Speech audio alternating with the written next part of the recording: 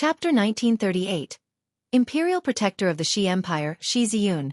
Do you think you can act as you wish in the northern region after you've become a chaotic prime? That's only limited to the Xi Empire.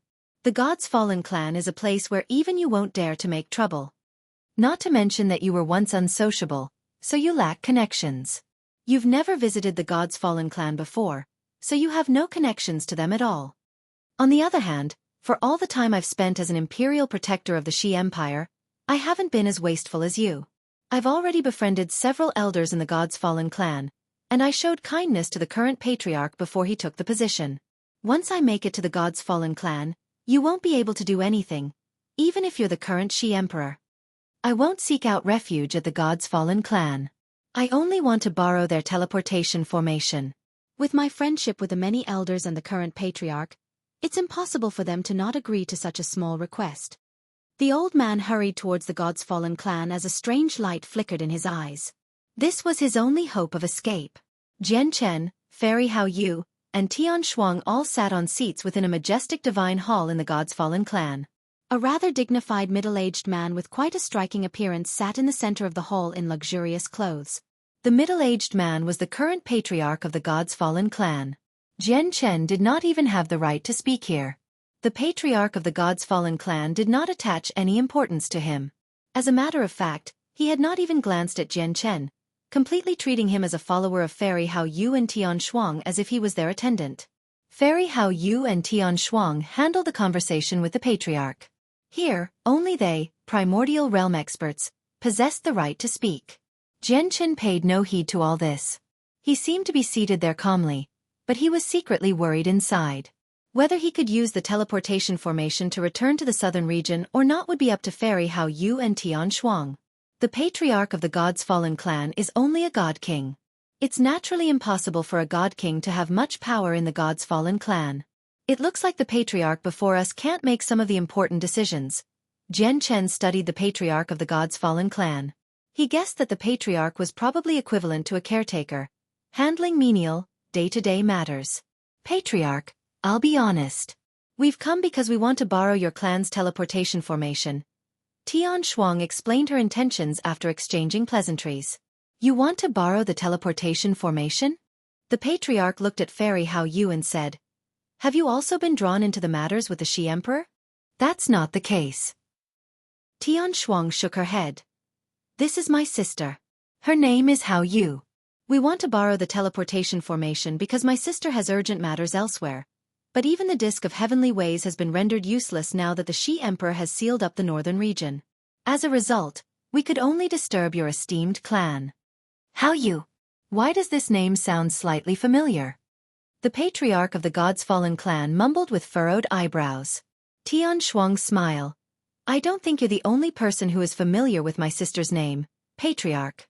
Even in the entire Saints world, any person who possesses a certain level of status will be familiar with it. After all, only people on the God King's throne can shake up the Saints' world apart from those who have made it to the apex of the world. The patriarch of the God Fallen clan seemed to think of something when the God King's throne was mentioned.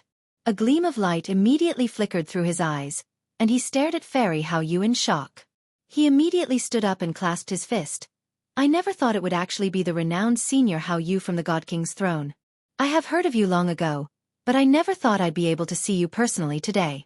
It really is a great honor for me. The patriarch of the God's Fallen clan was indeed extremely shocked. He had once felt great admiration towards the person called Hao Yu, and even the elders in the clan had spoken about her. He just never thought that it would be a woman. Jian Chen was secretly amazed. He could not help but study Fairy Hao Yu properly in much surprise. He too had never thought that Fairy Hao Yu was once an expert on the God King's throne. I've seen a total of 2 experts from the God King's throne before. One of them is Protector Xueqi from the Ice Goddess Hall, and she's ranked 9th. The other one is Adriana, who is known as the greatest God King from the God clan. She's ranked in the top 100. I wonder what Fairy Hao Yu's ranking was in the past? Jian Chen began to wonder. He felt quite curious. However, he clearly could not ask about this in the current situation. You are too polite, patriarch. So about the teleportation formation. Fairy Hao Yu clasped her hands. The patriarch of the God's Fallen clan sighed gently. He appeared troubled. Just when he wanted to say something, His face suddenly changed, and he looked out the hall. Ha ha ha, I haven't seen you in several millennia, and the patriarch remains the same as before. At this moment, an old voice rang out from outside. An old man strode in as he said that. It's the imperial protector of the Xi Empire. The patriarch of the God's Fallen clan stood up to receive him. He was extremely polite. This imperial protector had assisted him quite a lot for him to become the patriarch. A primordial realm expert. Jian Chen determined the old man's cultivation level as soon as he saw him. The imperial protector exchanged simple pleasantries with the patriarch before also mentioning that he wanted to borrow the teleportation formation. "Sai, you don't know. The ancestor has personally ordered us to shut down our teleportation formation. Without the ancestor's orders, even the elders in the clan would not dare to use it for themselves.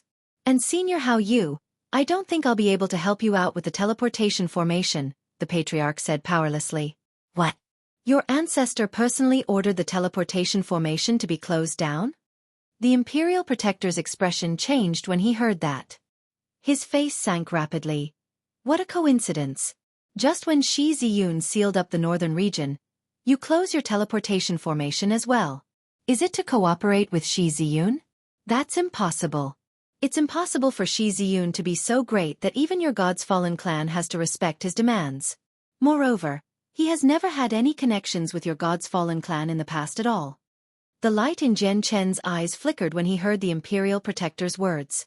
He thought to himself, is the Xi Emperor moving against the imperial protector of the Xi Empire this time? If that's the case, he's a complete madman to even kill imperial protectors.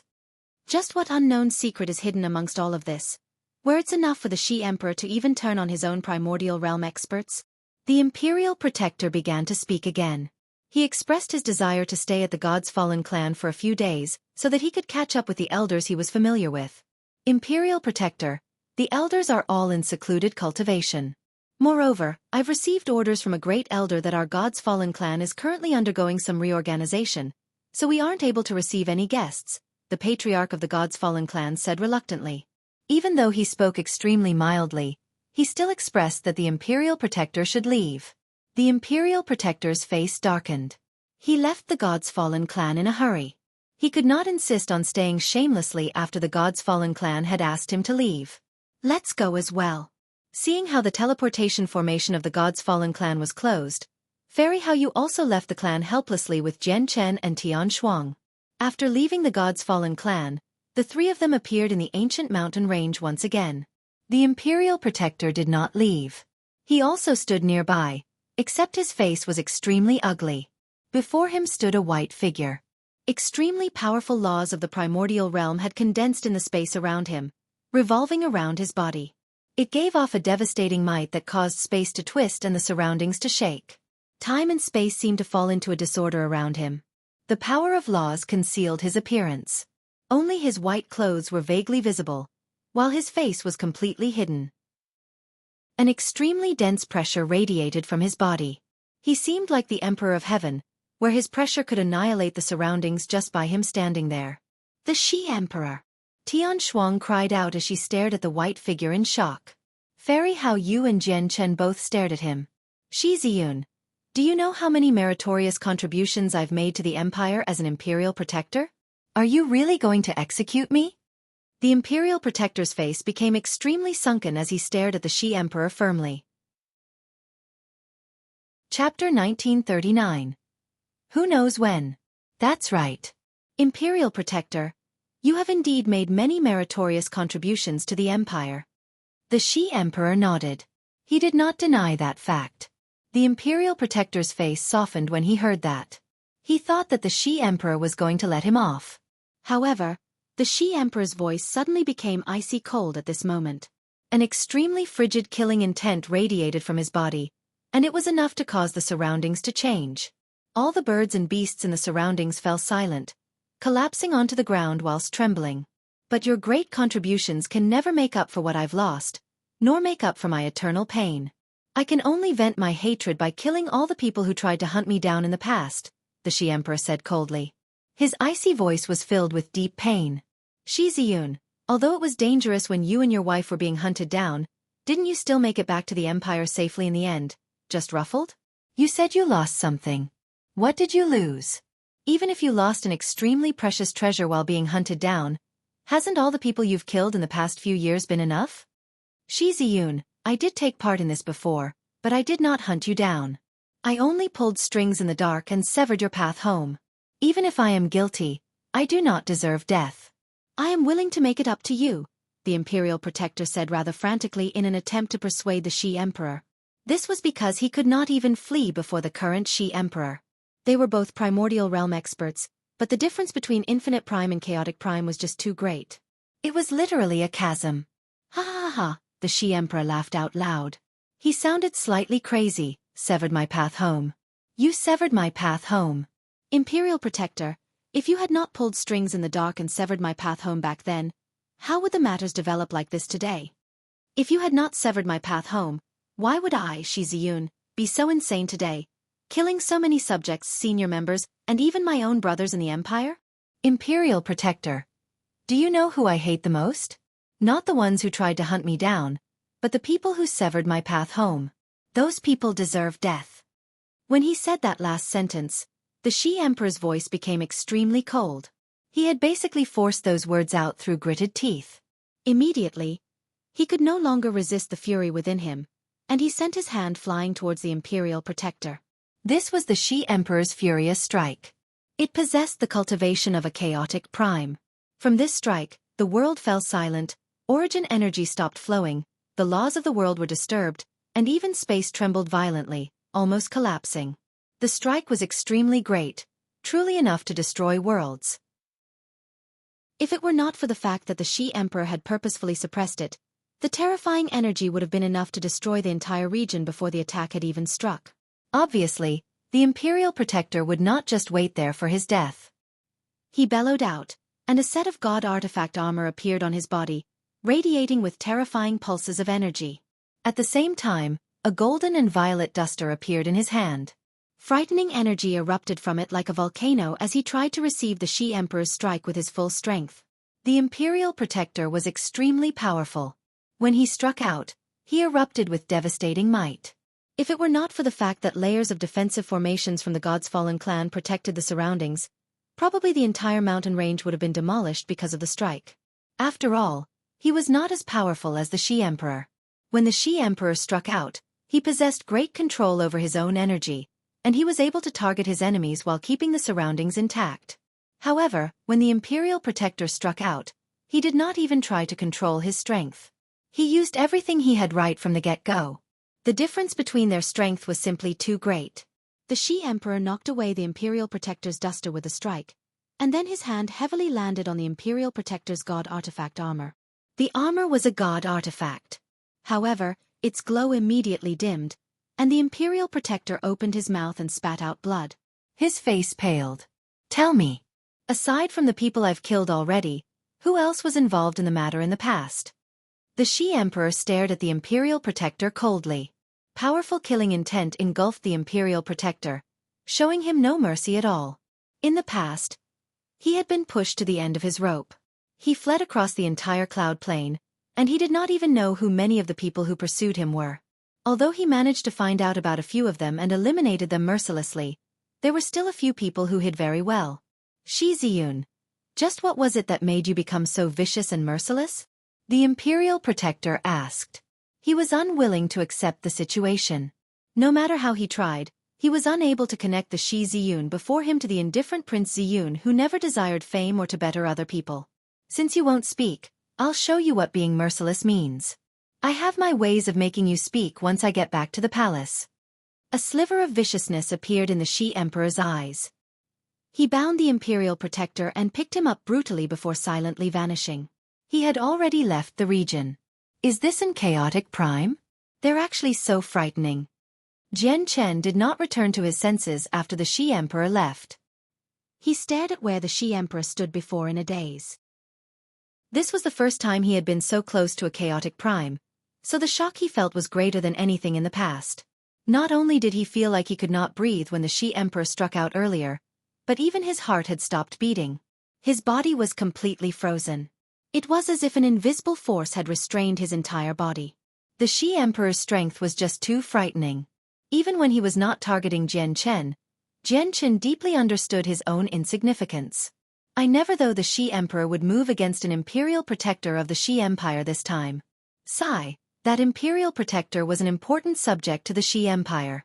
I wonder just what the Shi Emperor lost when he was being hunted down that made him become so mad that he would even kill imperial protectors, Tian Shuang said sternly. That's the problem of the Shi Empire. It has nothing to do with us. Let's go, said Fairy Hao Yu. With a wave of her hand, moonlight surrounded Jian Chen again, and she took him away. Before long, Jian Chen had returned to the Xiandao Empire. Due to his connection with Fairy Hao Yu, he possessed a rather special status in the empire. The emperor had personally granted him a hole for him to stay in. Jian Chen settled down in the imperial palace temporarily, but he could not relax at all. He was basically filled with worry. He locked himself up in his hall all day long as he thought long and hard about any way to leave the northern region. He was very worried about the safety of Sacred Feather and so on. For several days, Jian Chen did not even take a single step out of the imperial palace. However, no matter how hard Jian Chen racked his brains, he failed to come up with a single viable method at all. The end conclusion was that unless the Shi Emperor removed the seal over the northern region, he was unable to leave at all. Jian Chen had mentioned finding the Shi Emperor, but as soon as he said it, Tian Shuang shut him down, as the chances of that happening was even less significant than using the God's Fallen Clan's teleportation formation. Just as Jian Chen was in a state of complete unease, Fairy Hao Yu visited his residence. She also sighed gently when she saw the worry on his face. It's all because of me. I shouldn't have brought you to the northern region. Fairy Hao Yu, you can't put it like that. If it were not for you, who knows if I'd still be alive right now. I can only hope that the Shi Emperor removes the seal over the northern region as soon as possible, said Jian Chen. The Shi Emperor will probably keep up the seal for a while longer. I've just received the news that the Shi Emperor has already gone to one of the peak sects of the Shi Empire, the Heaven-Cracking sect. He asked them to hand over 2 of their great elders. The Heaven-Cracking sect is one of the 4 great organizations in the Shi Empire. The great elders there are all infinite primes. Moreover, they have an even more powerful ancestor. The entire sect only has 3 great elders.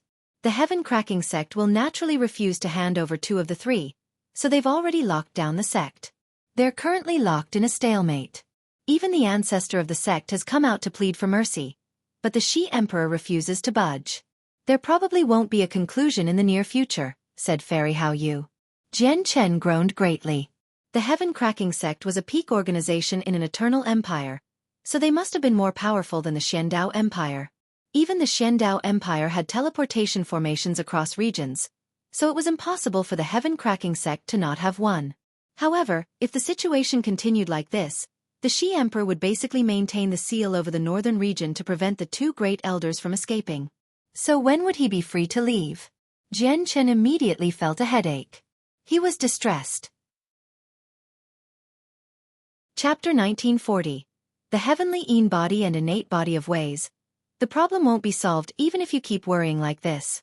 Why don't you calm down instead and use this time to cultivate properly so that you can increase your strength as much as possible? After all, even if you return to the southern region with your current strength, you won't be of much help. Once a slightly more powerful God King targets the people beside you, you'll be completely useless, said Fairy Hao Yu in concern.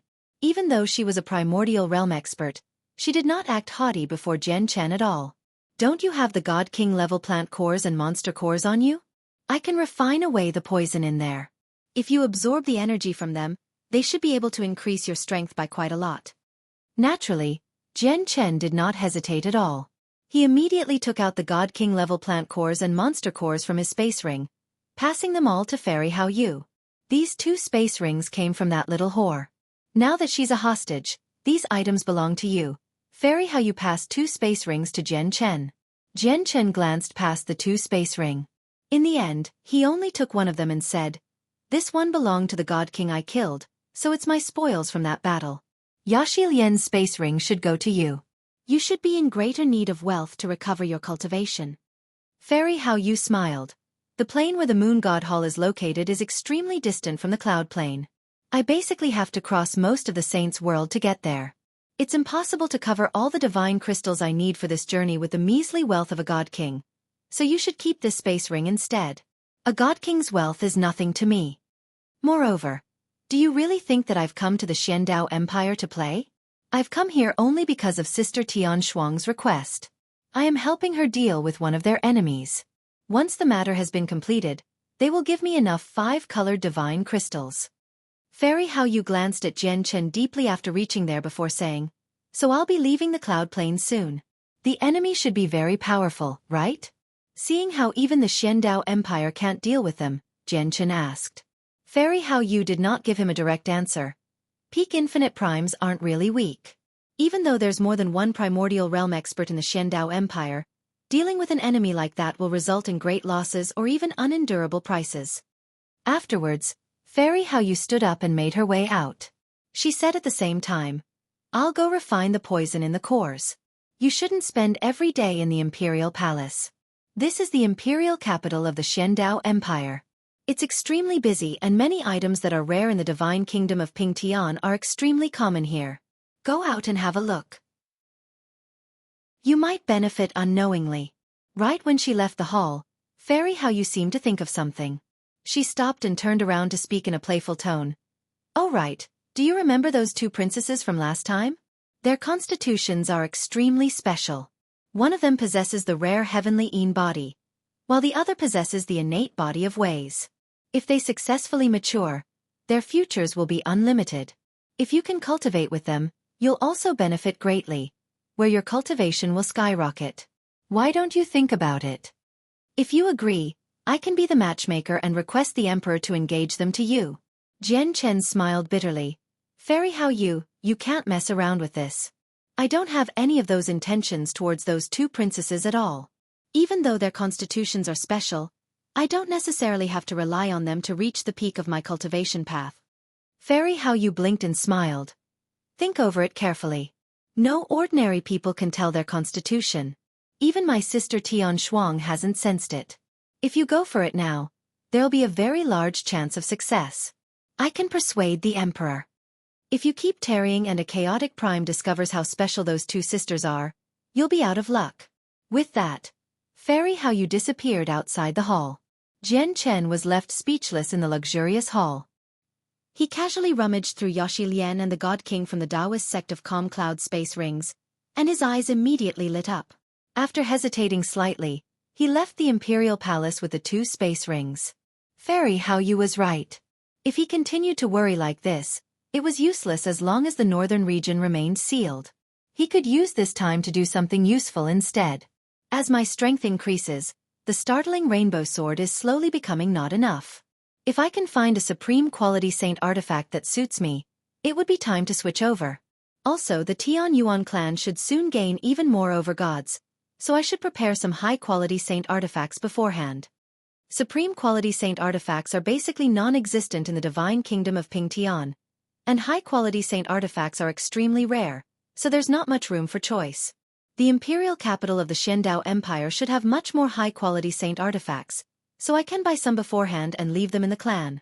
There should also be supreme quality saint artifacts for sale. With that in mind, Jian Chen left the imperial palace. He strolled through the imperial capital all by himself. He held a map in his hand that recorded all the stores in the city. There were clear explanations beside each store, clearly indicating what kind of items they sell, which organization they belong to, and so on. Naturally, Jian Chen knew that the imperial capital was holding a martial competition, but he had no interest in that. Holding the map he had obtained from an old man who he did not know in the imperial palace, he made up his mind about a place and quickly hurried over there. Jian Chen searched through several stores on that day. He spent extremely extravagantly, buying over a dozen high-quality saint artifacts and 3 supreme-quality saint artifacts. He had spent an astronomical amount of divine crystals. In just that day, Jian Chen had spent more divine crystals than he had managed to obtain himself during his entire time in the saints' world. After all, these were space rings 2 god kings had owned. It was impossible for over-gods to rival the wealth of god kings. In particular, Yaxi Lian's space ring contained so much wealth that it left Jian Chen tongue-tied. Buying all the saint artifacts had only cost him the wealth from the over-gods he had slain on the battlefield, and the wealth from the god king of the Taoist sect of Calm Clouds who had ambushed him. Jian Chen had yet to touch anything in Yaxi Lian's space ring. In reality, The wealth in Yaxi Lian's space ring was over 10 times more than all the divine crystals he had spent today. Just the supreme-grade divine crystals had reached over 100 blocks. In his eyes, Yaxi Lian had already become no different from a dead person. Killing her would only take a single thought from him. Her space ring had naturally become the spoils of the battle as well. As a result, Jian Chen felt that it was his right to use these space rings. He did not find it inappropriate in the slightest. Next, Jian Chen went to the pill stores after buying the saint artifacts. He purchased a large number of pills that were suitable for all levels of cultivation. He had even bought out all the 10,000-year God origin pills from all the stores in the nearby streets. 10,000-year God origin pills were extremely rare in the divine kingdom of Pingtian. They were so expensive that almost no one could afford them. However, in the imperial capital they were common items. They could be found everywhere, and they were sold for an extremely cheap price. Moreover, Jian Chen spent over a dozen supreme-quality divine crystals to purchase 2 God King level formations, one for attack and one for defense. He wanted to use them to protect the Tian Yuan clan. Even though they only possessed the might of early God Kings, they would be extremely powerful formations in the divine kingdom of Pingtian. Moreover, he had bought them in the imperial capital of the Xiandao Empire. If it were the divine kingdom of Pingtian instead, he probably could not purchase any of them no matter how many divine crystals he had. Jian Chen's great spendings naturally attracted the attention of quite a few people.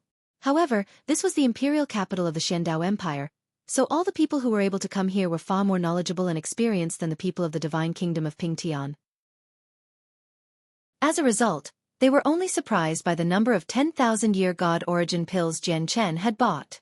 They did not pay any attention to the divine crystals on him. After all, many experts from various large organizations had gathered in the imperial capital due to the martial competition. Some of them would not seem special at all, but they would actually be hidden experts.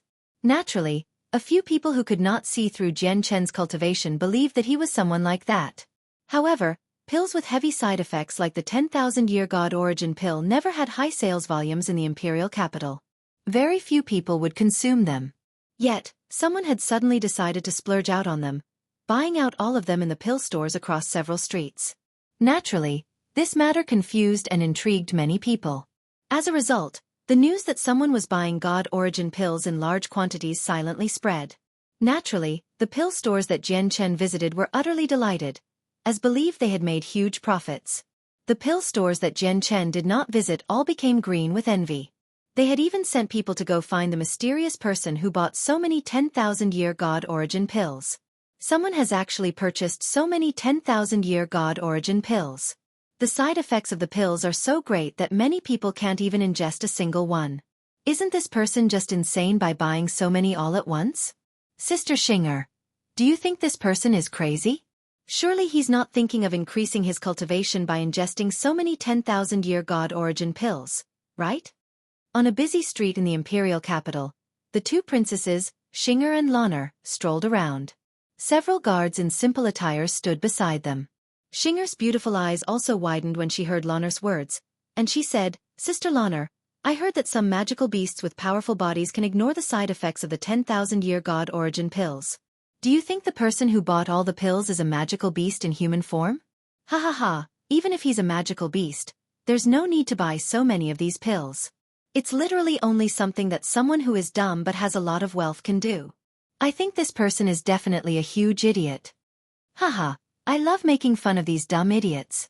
I often tease Father's mount until I drive it insane. It's hilarious when I think of it. I really do want to see what kind of magical beast he is, having bought so many 10,000-year God origin pills. If it's appropriate, taming him into a mount isn't a bad idea." Lanner immediately became furious after that. "Humph, only if you hadn't said that, Sister Xinger. As soon as you mention a tough body, I think of that horrible person. He also has a tough body, where our full-powered attacks failed to harm him at all." "Oh my God. Sister Lanner, why did you have to bring that up? Why did you have to mention that person for no good reason? I'm fuming too when I think of him." Xinger ground her teeth as she showed much resentment. Chapter 1941. Spatial Fantasy Meteorite. What's this? Suddenly, Xinger's face froze, and she stared at a store to the side of the street. The store specialized in selling saint artifacts as well as various strange materials. However, a blue light shone in the store right now, and it even reached the street. The blue light was not intense, nor did it give off any pulses of energy. However, a light flickered like stars in there. It seemed like the blue sky had suddenly become filled with stars, which was an extremely enchanting sight. Let's go and have a look. The sudden blue light immediately attracted Xinger and Lanner's attention. Immediately, the two of them seemed to have forgotten about Jian Chen. They held hands and quickly ran into the store. In the store, the shopkeeper held a wooden box at the counter. A piece of fist-sized rock laid in the wooden box. The blue light that seemed to possess stars originated from the rock.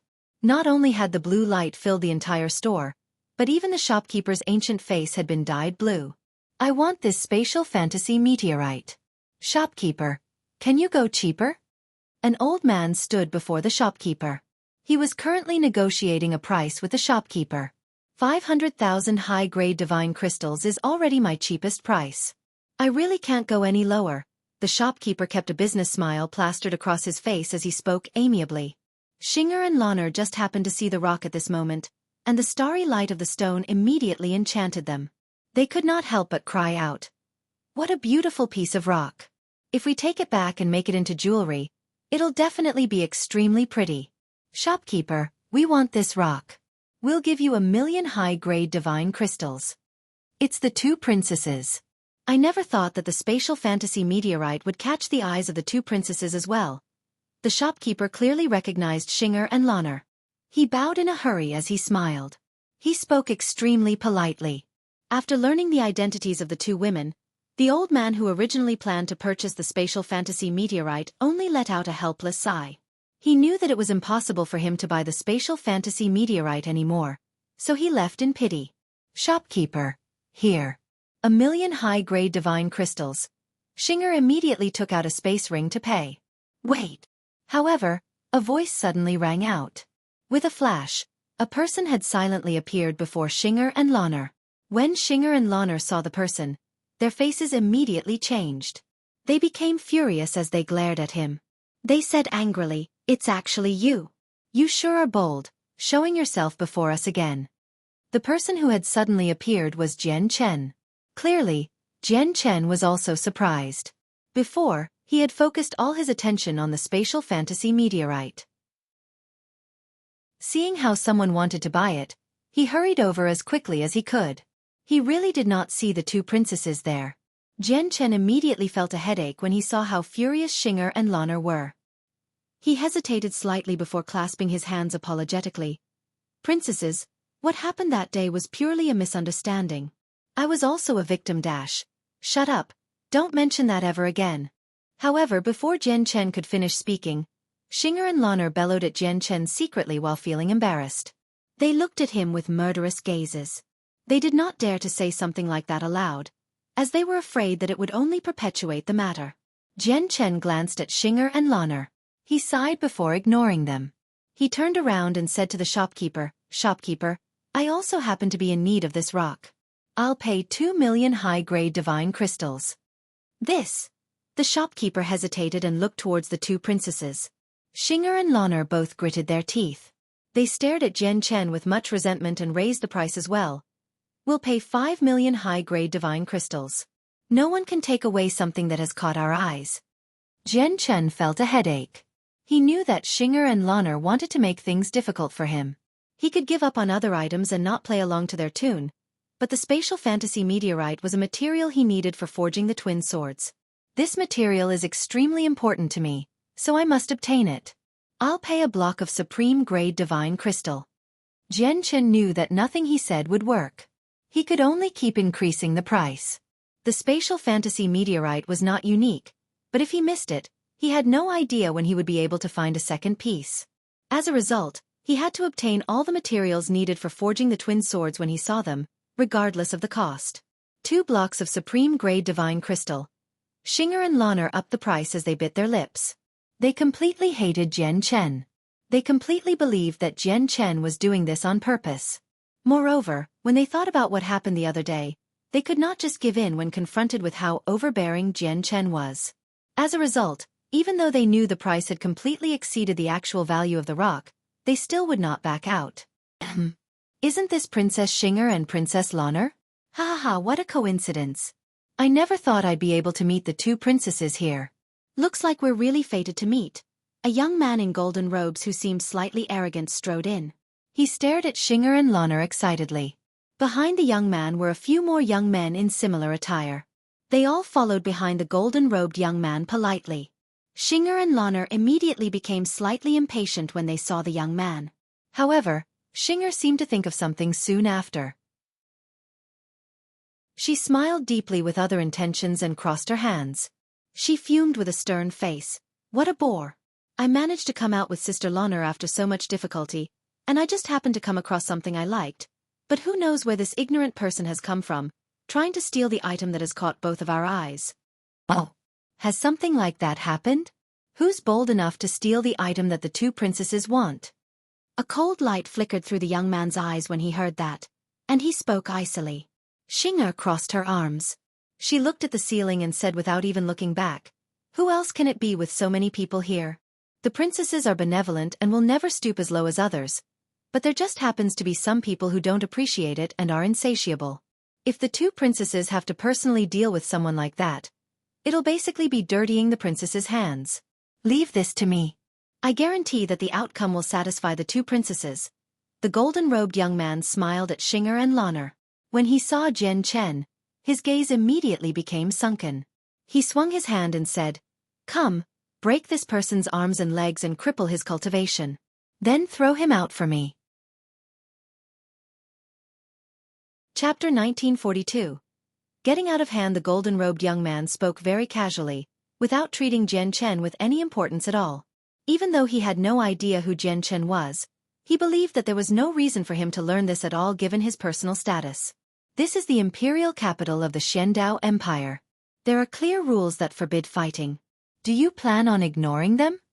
Jian Chen stared at the golden-robed young man calmly. Rules. The young man sneered and stared at Jian Chen like he was a joke. Rules only affect ordinary people. As for me, I can ignore them. Seeing how Jian Chen and the golden-robed young man were in conflict, Xinger and Lanner were naturally delighted. Moreover, they did not forget to fan the flames, that's right. With young Master Zhou's status, these rules indeed do not affect him. Young Master Zhou, what are you rambling on about with this person? Why don't you hurry up and do it? The two of us find him irritating just by looking at him. The golden-robed young man smiled from ear to ear when he heard them refer to him as young Master Zhou. He felt extremely happy. When he heard their soft and sweet voices, he felt power swell up within him. Not only was this the first time the two princesses had called him young Master Zhou, but this was also the first time they had spoken to him in such a gentle tone. The sudden change with the two princesses did not make the young man feel that something was off. Instead, it roused him.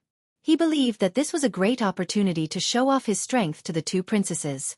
The young man suddenly grew serious as a condescending expression filled his face. He said in a voice that he believed to be very dignified, which left no room for argument, "After you cripple this person's cultivation, look into his background. His crimes for offending the two princesses are so great that just crippling his cultivation isn't enough. The clan behind you has to pay a certain price as well. If he doesn't have a clan and is only an independent cultivator, his crimes will be passed on to his parents. We'll get your parents to pay." The young man spoke extremely coldly as if he controlled Jian Chen's life. He did not realize that the two princesses' personal guards had said nothing when they personally witnessed someone fight for what the princesses wanted as well. Jian Chen's face became cold in that instance when he heard that the young man wanted to touch his parents. At the same time, the people behind the young man arrived before Jian Chen. Two of them lunged at Jian Chen, while the others all took out their saint artifacts and swung them at Jian Chen's limbs without any mercy at all. One of them stabbed his sword towards Jian Chen's dantian. Xinger and Lanner watched on as they took things easy. They smiled as if their scheme had succeeded. They knew Jian Chen's strength and also knew that he had the support of a primordial realm expert. However, they just wanted to make trouble for him so that he would not have an easy life. Jian Chen did not even look at the people who attacked him. His gaze was locked onto the young man. He flicked his fingers a few times, and a few strands of sword chi flew out rapidly. Ding, ding, ding. With a series of metallic sounds, the saint artifacts in the hands of the people who attacked Jian Chen snapped at that moment. Moreover, the sword chi from Jian Chen did not disperse after destroying their saint artifacts. It continued on without weakening at all, heading towards their bodies. All the people who tried to lay their hands on Jian Chen staggered backwards as they shrieked out. Their faces became extremely pale, as they had already been heavily injured. The power from the laws of the sword wreaked havoc within them, making them all spurt blood. Jian Chen turned into a blur. He arrived beside the golden-robed young man in a single instance and grabbed him tightly by the neck. He said coldly, "I only planned on giving you a small punishment originally, but you should have never, ever threatened my parents. Even if God Kings do that, I will make them pay the price." With that, there was a sudden flash of light from his hand that held the young man's neck.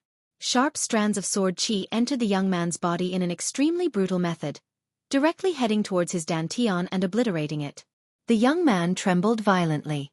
Blood spurted from his mouth like a fountain. Unfortunately, Jian Chen's hands were wrapped around his neck, so he could not make any sounds at all. Otherwise, his miserable shrieks would have probably shocked everyone already. Afterwards, Jian Chen smashed the young man's head gently before throwing him onto the streets outside like a dead dog. He did not even glance back at him. Jian Chen's strike had almost shaken the young man's soul into pieces. He directly fell unconscious. Fortunately, Jian Chen had no intentions of killing him. He had only heavily injured his soul, so it would be difficult for him to recover. His dantian was destroyed, and his soul had almost dispersed. Even if the young man managed to survive these wounds, he would basically be reduced to a cripple. After doing all that, Jian Chen acted as if nothing had happened at all. He arrived beside the spatial fantasy meteorite and stared at Xinger and Lanner. He said coldly, "I will pay 3 blocks of supreme-grade divine crystal for this piece of spatial fantasy meteorite. Do you still want it?" The two princesses stared at the golden-robed young man who laid on the street like mud in a daze. Using the senses of their soul, they completely understood the young man's wounds, which completely shocked them. They were no longer in the mood to fight over the spatial fantasy meteorite with Jian Chen anymore. In the end, Jian Chen purchased the spatial fantasy meteorite for an astronomical price of 3 blocks of supreme-grade divine crystal. However, Jian Chen had obtained Yaxi Lian's huge wealth. Even though 3 blocks of supreme-grade divine crystals was a huge amount, he did not feel any pain when he spent it at all. Zhou Chu has actually been crippled. Isn't this a little too vicious? After all, behind Zhou Chu is... Xinger and Lanner only looked at one another. Their faces were rather ugly. They had realized that the matter had gotten out of hand. They wanted to find trouble for Jian Chen, but they never thought he would be so vicious, directly crippling Zhou Chu. They never expected something like that. A case where deliberate injuries were caused had happened in the imperial capital. Naturally, the matter spread rapidly. In a short amount of time, the area around the young man had become packed by people who had heard of the news. Many of them stared at the young man and pointed as they discussed. "That seems like young Master Zhou Chu of the Skycloud sect. Heavens, who is bold enough to injure the young master like this?" The Skycloud sect is one of the peak sects in the Xiandao Empire. Even the imperial family must show them respect. Their status is extremely great. I heard that Zhou Chu is the descendant of one of the sect's primordial realm ancestors.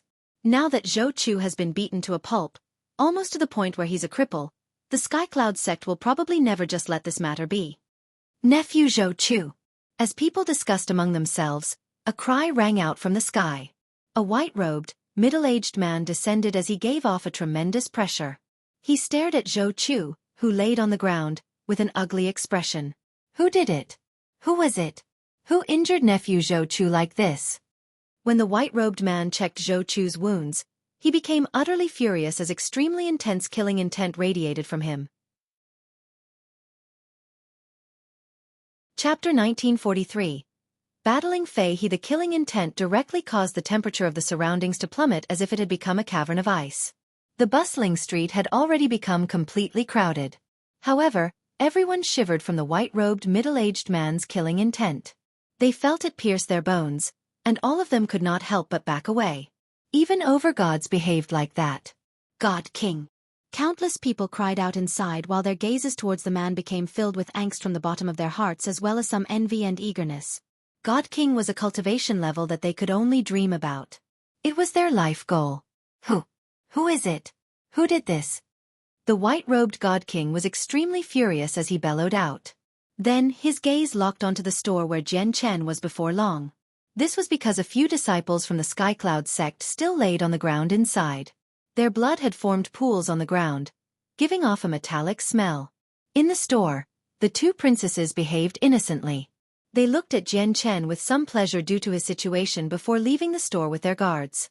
However, the two of them did not walk off. They stood nearby and observed with great interest. The white-robed God King naturally recognized the two of them. After glancing past the two of them, he glared at Jian Chen. At this moment, Jian Chen had also emerged from the store after putting the spatial fantasy meteorite away. He saw the God King's murderous gaze, but he remained completely calm and composed. Did you injure Xueqi? The God King's gaze was extremely terrifying. With that, the monstrous presence of a God King radiated from him, crushing down on Jian Chen like a mountain. At this moment, another powerful presence appeared. An armored middle-aged man with a striking appearance had appeared in the air. In the distance, large squadrons of armored, Imperial Guards hurried over quickly. It's General Jean of the Imperial Guards from the Imperial capital.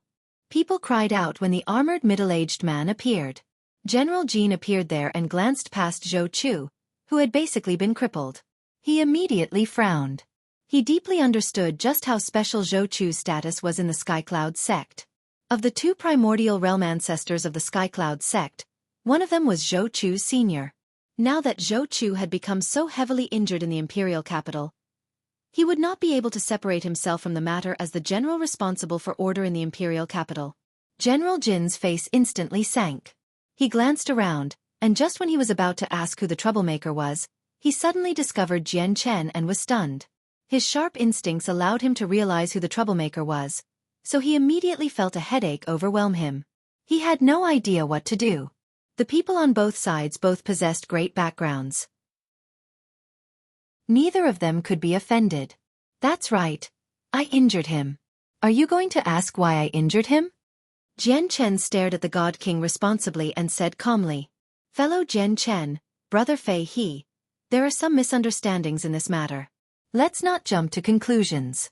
We can talk after we've looked through the entire matter, said General Jean. Originally, he had rushed over here aggressively to arrest the troublemaker, but now, he could only try to persuade both parties gently. A misunderstanding? Nephew Zhou has already become so injured. It doesn't matter what kind of misunderstanding there is, as it'll definitely develop into a grievance. General Jean, there's no need to say anything more. It doesn't matter what this person's background is. He has to pay for what he has done, the God King said coldly. It was impossible for him to not tell that Jian Chen's background was not simple from General Jin's attitude. However they, the Skycloud sect, had truly never feared anyone before. Since you've crippled Xueqi, I'll cripple you as well, and then I'll take you back to the sect so that the ancestors can handle your punishment, said the white-robed God King. With that, he directly extended a finger towards Jian Chen. His gesture possessed the power of laws in the surroundings. God King-level laws instantly condensed around the finger, shooting towards Jian Chen's dantian as a chain. Oh no, retreat! The expressions of the people who watched on from the surroundings changed when they saw the white-robed God King strike out. They all fled wildly. The might of a God King's attack was simply too powerful. With their strength, they would be drawn into the attack even with the protection of the powerful formations in the Imperial capital if they were too close. General Jean was filled with bitterness. He did not believe that Jian Chen was Fei He's opponent, but there was also a terrifying existence behind Jian Chen, so he could not allow anything to happen to him at all. However, just when General Jean wanted to stop Fei He's attack, a powerful sword chi suddenly appeared below. It stunned the general. With a flash of golden light, it shot towards Fei He with energy that was terrifying enough to surprise General Jean. Behind the golden strand of sword chi, Jian Chen wielded the starling rainbow sword. He seemed like he had fused with his sword as he radiated with intense light. He followed the golden sword chi, lunging towards Fei He as if he was unstoppable. Boom! The golden sword chi collided with Fei He's chain. It was like a high-speed collision of two planets, shattering into pieces with a deafening sound. It turned into a terrifying shockwave of energy that swept out. Immediately, a formation appeared in the imperial capital, completely isolating the energy so that it could not even leave a scratch on the city itself. A light flashed through Fei He's eyes. He stared at Jian Chen in shock. Through Jian Chen's presence, he could obviously tell that he was not a god king and just a peak overgod. An overgod had actually managed to block his attack in an open confrontation and not lose the upper hand. It was unbelievable. But clearly, Jian Chen's attack had not ended. After the Daluo sword shattered, he charged through the region where energy wreaked havoc while he was coated in white light, lunging towards Fei He. In a single instance, he had arrived before Fei He. It's actually a supreme overgod from the overgod's plaque. Fei He said coldly. He did not become flustered at all when he faced Jian Chen's attack. He swung his hand calmly, directly catching Jian Chen's startling rainbow sword. Jian Chen sneered. The power of laws and chaotic force immediately erupted from the startling rainbow sword, dispersing the layer of power of laws around Fei He's hand. Even though Fei He was a god king, it was impossible for his body alone to handle the sharpness of the startling rainbow sword. Jian Chen used some force to cut through Fei He's hand. He stabbed out as a smear of blood spurted out from Fei He's hand. Jian Chen directly went for his heart. Fei He's eyes exploded with light. At that moment, his gaze had become extremely shocked. In the next moment, a sword appeared in his hand. It danced and struck Jian Chen's startling rainbow sword with lightning speed, knocking it aside. Tai sword technique. Jian Chen's reaction was extremely quick. He formed a seal and fused with his sword. As a sword, he directly rammed towards Fei He. During this time, Jian Chen's entire body seemed to have become a sword of great might, giving off a monstrous presence. Chapter 1944. Shocking battle prowess. What a powerful overgod. Fei He felt secretly shocked. The strength that Jian Chen had displayed filled him with disbelief. In an open confrontation against him, Jian Chen had failed to lose the upper hand and even managed to draw blood. Fei He's face sank when he saw the blood on his hand. This wound was nothing to him, but the disgrace would be permanent. This person must rank within the top 3 on the overgod's plaque. Only people as great as them can possess such unbelievable battle prowess, Fei He thought quickly. However, his movements did not slow down. As his hand changed between seals, the sword immediately began to spin rapidly before his chest. Rings of powerful spiral sword chi appeared as the sword spun. It radiated with powerful pulses of energy as well as a might that belonged to the world. As a mighty god king, Fei He was actually using a battle skill against an overgod's attack. World-shattering, form of the mountain splitter. Fei He bellowed out. The sword that spun around stabbed out with lightning speed along with a strand of powerful spiral sword chi. The strike was extremely powerful. As the sword tore through the air, the spiral sword chi shook, causing the space in the surroundings to pulse and gently tremble. The might of the world had caused the distant crowd to retreat rapidly once again. The might of a god king's battle skill was extremely shocking. To many of the people who were not even overgods, it was almost impossible for them to witness a god king using a battle skill. As a result, the pressure naturally made many of them feel like the world was ending. General Jin's expression changed drastically. He was in a hurry to stop Fei He. He knew who stood behind Jian Chen, so once that terrifying primordial realm expert behind him became angered from Jian Chen's injuries, the consequences would be unthinkable. He had heard that the powerful primordial realm expert had even gone as far as to spend a valuable 3-colored divine crystal on the disk of heavenly ways to venture to the distant southern region. The expert even captured a commander of the 9 armies, humiliating her before everyone. However, Fei He ignored him. As a mighty god king, an overgod had injured him. If he did not make the overgod pay a certain price, he would never be able to quell his anger. There's going to be a lot of trouble, General Jin swore inside. He was already too late to stop Fei He.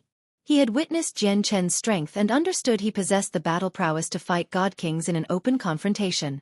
However, the battle skill of a god king was on a completely different level compared to the casual strike of a god king. Moreover, the battle skill was of an extraordinary grade. It was one of the most powerful battle skills from the Skycloud sect. Even General Jin would have to take it on seriously if he was on the receiving end of the attack. Everything happened in a split second. There was a deafening boom, and Jian Chen's Tai sword technique had already collided with Fei He's battle skill. The observers all sensed the eruption of a terrifying energy. The ground shook violently, and they lost sight of Jian Chen and Fei He completely. The violent energy shockwaves had completely drowned out their figures. I hope Jian Chen doesn't become too heavily injured, or how can I suppose to resolve everything? General Jin silently prayed for Jian Chen. Everything had happened just too quickly, where he did not have the time to stop it at all. Linear lightning release. However, a bellow suddenly rang out from the violent storm of energy. Everyone only saw a streak of white light shoot through the storm of energy at an unbelievable speed before disappearing into the distant sky. It was just too fast. Countless people failed to see it clearly at all. Even General Jin only managed to barely see a blurry, elongated figure in the streak of light through the senses of his soul, even though he was a god king. A while later, the rampaging energy dispersed and revealed Fei He. Currently, Fei He's face was rather pale, and he was filled with shock. He stared at his chest in a daze. His chest had already been dyed red with blood. A fist-sized hole had appeared, stretching from his chest through to his back. All his organs had been destroyed already. Meanwhile, Jian Chen had vanished. General Jin stared at the hole in Fei He's chest in a daze. His face was also filled with shock as his heart churned. Immediately, he cast his gaze into the distance afterwards.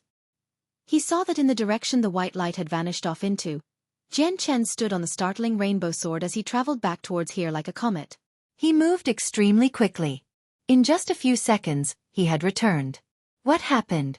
How did that young man suddenly run off to such a distant place? How did that young man leave? Among the countless observers, quite a few of them stated their confusion. Oh my God! Sister Lanner, look! Look! Senior Fei He of the Skycloud sect has been injured. Xinger also stared at Fei He's wound in shock from nearby as she shook Lanner's arm. Lanner was also stunned. She rubbed her eyes firmly while her cherry lips were agape. She was extremely shocked. Even against an overgod who's much weaker than you must be reasonable even if you are a god king. Although overgods are much weaker than god kings, they're not people you can just harass. Jian Chen stared at Fei He as he stood on his sword in the air. Fei He raised his head all of a sudden.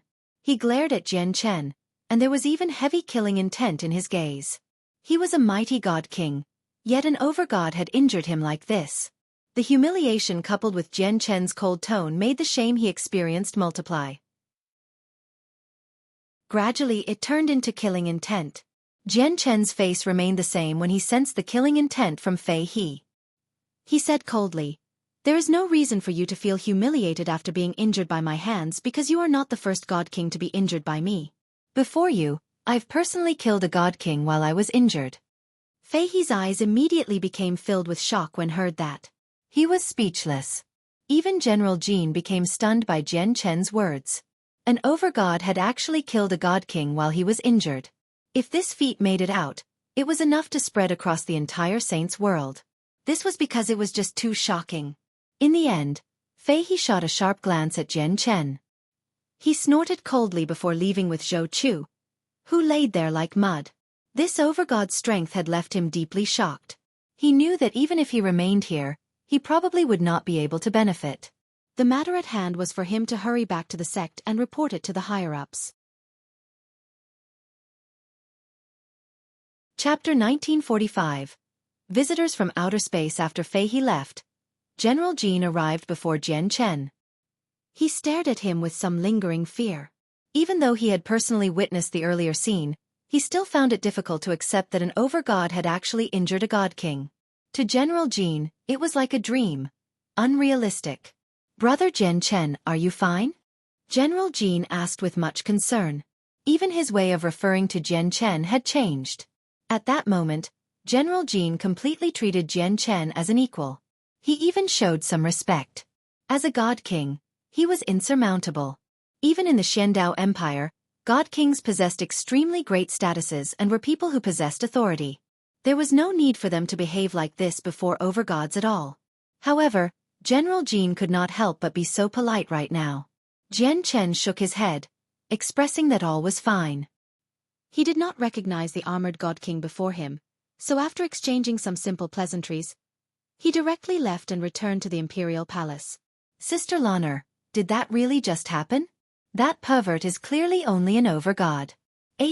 How did he beat a god king? Xinger said as she held Lonner's hand. Lonner sucked in a deep breath and gently patted her own chest, slowly calming herself down. She said firmly, it's real. Sister Xinger, we've underestimated this person. His strength is enough for him to rank amongst the top 3 on the Overgod's plaque at the very least. The top 3, Xinger immediately covered her mouth. At the same time, Tian Shuang stood in a garden within the forbidden grounds of the imperial palace as she stared in Jian Chen's direction. She sighed in amazement. I never thought this Jian Chen would be so powerful. He fought a god king as an overgod and still managed to achieve victory when the god king used his battle skill. Even though this was due to the god king's underestimation, it's not easy for an overgod to injure a god king. No wonder Sister Hao Yu values this person so much. With the battle prowess he has shown today, his future will definitely be limitless. I just wonder how he compares to the supreme overgod who ranks first on the overgod's plaque. Jian Chen paid no attention to the disturbance the battle had created. He had already returned to his temporary residence in the Xiandao Empire now. Jian Chen sat before a table in the decorated room. The table was covered with neat bottles. There are over 1,000 10,000-year god origin pills. With so many and the 8 god king level plant and monster cores from Fairy Hao Yu, I'll be able to reach the 12th layer of the chaotic body. However, the 12th layer of the chaotic body is equivalent to god king, but my current level of comprehension remains at overgod. As a result, I have to quickly increase my comprehension of the laws of the sword, or I won't be able to reach the 12th layer, Jian Chen thought. It's just that increasing my comprehension to the major achievement of sword spirit is difficult. Back on the battlefield on the boundary of the divine kingdom of Pingtian in the southern region, a piercing smell of blood filled the air. It did not disperse no matter what, and just a single whiff of it was enough to cause people to vomit. Corpses had already formed a thick layer on the battlefield while the blood had pooled into huge lakes. The battle that had lasted for so many days had created all this, claiming countless lives. The battle continued. Several dozen god kings from both sides fought in a particularly intense battle in outer space. The tremendous shock waves of energy in outer space could even be clearly sensed from the distant ground. Below the god kings, the overgods fought at an altitude of several tens of thousand meters. They also fought with great intensity. Many of them were already covered in blood. They had not rested at all since the battle began. Countless soldiers gathered in the fortress below, standing in formations to fend off the 10,000-man formations from the Empyrean demon cult.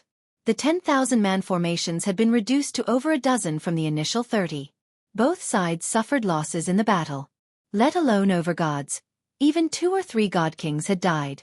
The sound of a zither hung in the surroundings. It expanded as a visible sound wave, stretching across the entire battlefield. The sound possessed an irresistible charm. When it rang out, all the people on the battlefield were affected to varying degrees. The armies of the divine kingdom of Pingtian all became filled with fighting spirit and courage from the sound.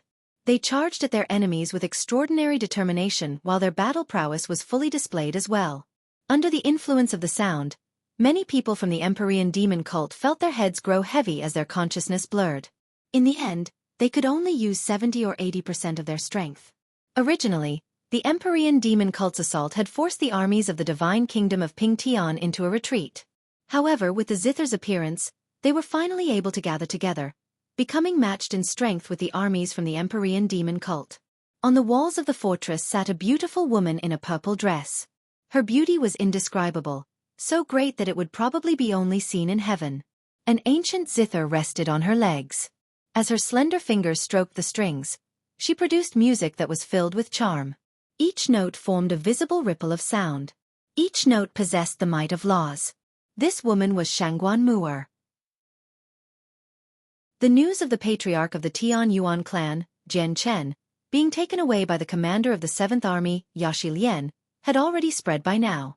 Naturally, Shangguan Mu'er heard the news as well, so she could no longer pay heed to Jian Chen's orders for her to remain in the clan from worry. She hurried to the front lines as soon as possible. Her arrival had basically turned the situation here around. Beside Shangguan Mu'er stood Sacred Feather, Houston, Rue Jean, and so on. They stood around her sternly, protecting her and stopping any people from disturbing her. All of them were covered in blood and suffered different levels of injury. Aside from them, The god ancestors from the Dongan province stood around her as well, taking part in her protection. From the Empyrean demon cult, there were constantly overgods who wanted to break free from their fight and stop Shangguan from playing her zither, but they would be completely entangled with their opponents, which made the matter impossible. The overgods on the Divine King's side naturally understood just how important Shangguan existence was to the battlefield below, so they all kept their opponents busy to the greatest of their ability. 2 streaks of light suddenly shot past a place distant from where the several dozen god kings fought in outer space. They moved with unbelievable speed such that even god kings would only be able to catch a blur. The streaks of light directly shot past the skies of the cloud plain, traveling towards the depths of space. However, when the light passed by the southern region of the cloud plain, it suddenly reversed before stopping above the southern region in the end. It was extremely distant from the cloud plain, even several tens of million kilometers away from where the god kings fought.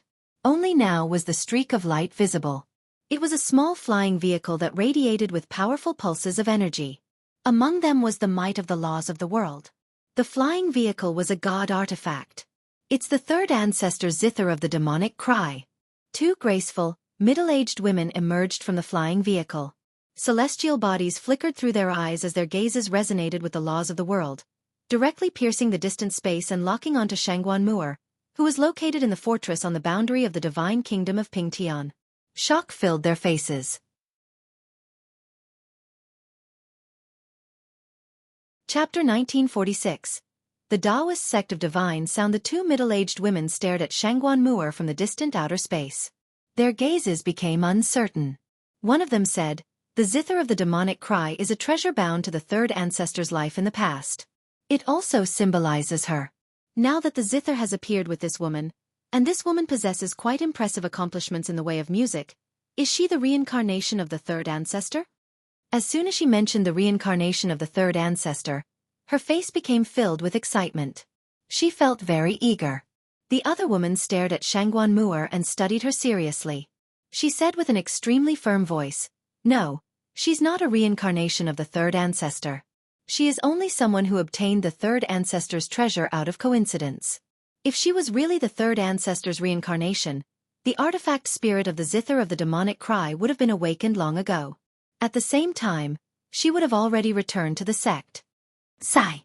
It really isn't the reincarnation of the third ancestor. Although she can use the zither of the demonic cry, she can't use a sliver of its power at all. At the same time, she only possesses a connection to the zither of the demonic cry. It has not accepted her as its master. But since she can obtain the third ancestor's zither of the demonic cry, it's her fate.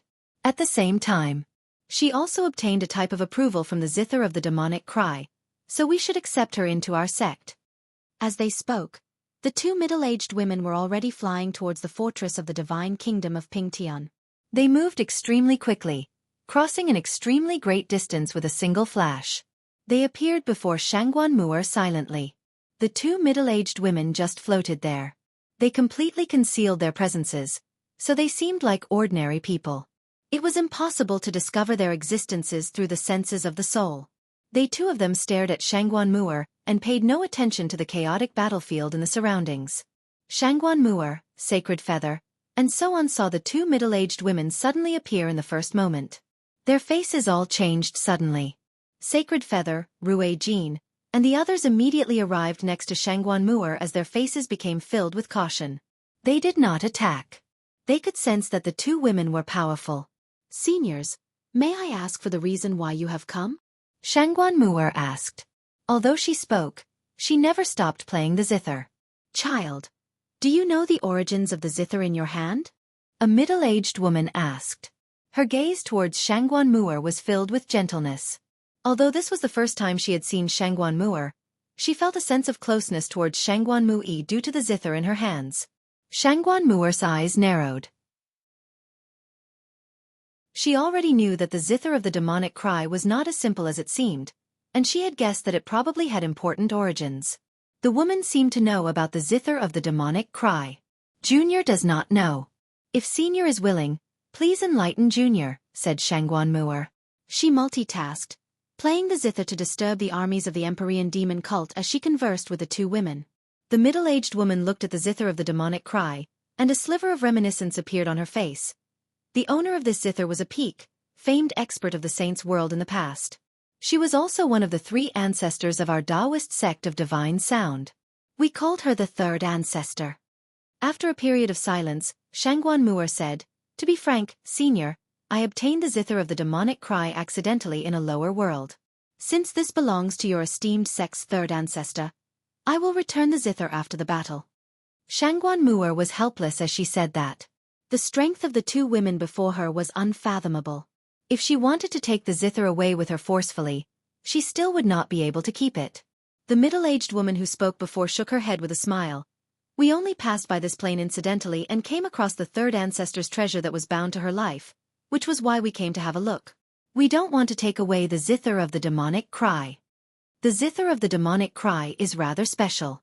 It was nurtured for many years by the 3rd ancestor's flame of life, so it slowly metamorphosed from an ordinary object. It holds part of the 3rd ancestor's vital energies, so the zither of the demonic cry is similar to a saint or god artifact, yet not one.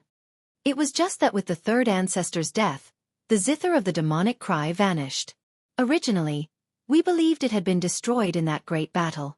We never thought we'd come across it again today." The woman paused there and stared at Shangguan Mu'er with great interest. Then she continued, "Since you were able to obtain this zither in the lower world, it means that fate has led you to the zither and our Taoist sect of divine sound. Even though our sect has requirements for accepting disciples that are extremely strict and require many stages of selection, you can directly join our Taoist sect of divine sound since you have obtained the 3rd ancestor zither of the demonic cry." At this moment the other woman said, "Child, get ready, and you can leave with us so that we can go back to the Taoist sect of divine sound. The sect is located in the central region of the Skyfire Plain. It's extremely distant from the Cloud Plain such that you won't be able to cover the distance by yourself. That's why we have to take you with us." "No, you can't take Sister Mu'er away," Sacred Feather said firmly. "Seniors, I am currently busy with important matters, so I am unable to go to the Taoist sect of divine sound with the 2 seniors. Moreover, I never agreed to join," said Shangguan Mu'er. The 2 middle-aged women ignored Sacred Feather. They said to Shangguan Mu'er, "You obtained the 3rd ancestor's treasure, so you must join our Taoist sect of divine sound. Moreover, it's a once-in-a-lifetime opportunity for you. And I assume you are referring to this battlefield by important matters? This is easy to deal with." With that, the middle-aged woman looked at the divine king and the vice-leader of the Emperorian demon cult, Huai-En. At this moment, the battle between Huai-En and the divine king had reached an extremely crucial point. They had discovered the arrival of the 2 women, but they did not become distracted at all. Their battle seemed peaceful, but it was actually extremely dangerous. "You must be the people behind the battle. It's about time you finish your game of chess," said the middle-aged woman. Her voice seemed to possess a mysterious power, turning into a ripple that engulfed the chessboard between the 2 of them. Boom! Suddenly, the chessboard exploded without any prior signs, immediately ripping open space as devastating energy. It directly expanded in all directions. The energy was so powerful that it was enough to cause overgods to feel despair. Even the expressions of the god kings changed drastically. The terrifying energy had erupted after 2 primordial realm experts had charged it up for a very long time. "Disperse!" Suddenly, the middle-aged woman called out with much composure. Her voice seemed to transform into the laws of the world, directly dispersing the devastating energy. The divine king and Huai-En both retreated in horrible shape. The middle-aged woman had forcefully stopped their battle. The divine king stood on the fortress walls as he stared at the 2 women sternly. He felt shocked by the power of the woman. "Greetings from Huai-En, vice-leader of the branch on the cloud plane of the Emperorian demon cult. May I ask who the 2 seniors are?" Huai-En clasped his fist at the 2 women and asked calmly. "The Emperorian demon cult?" The 2 middle-aged women mumbled to themselves as they immediately frowned. "Child, you can't interfere with the battles of the Emperorian demon cult. Even if you remain here with your current strength, you won't be able to turn the situation around in the end. Sure, you may be controlling it barely, but with the Emperorian demon cult strength, getting through it won't take any effort at all. Come with us," one of the middle-aged women said to Shangguan Mu'er. "Child, you can't interfere with the battles of the Emperorian demon cult. Even if you remain here with your current strength, you won't be able to turn the situation around in the end. Sure, you may be controlling it barely, But with the Empyrean demon cult strength, getting through it won't take any effort at all. Come with us, one of the middle-aged women said to Shangguan Mu'er. Thank you for your concern, seniors, but I don't want to leave right now. My husband has been captured by the commander of the 7th Army, and his situation is currently unknown. If I don't find my husband, I won't leave here, Shangguan Mu'er said firmly. Dumb child. You obtained the 3rd Ancestor's supreme treasure. Once you join our Taoist sect of divine sound, your status will definitely be extraordinary. It won't be like the regular disciples.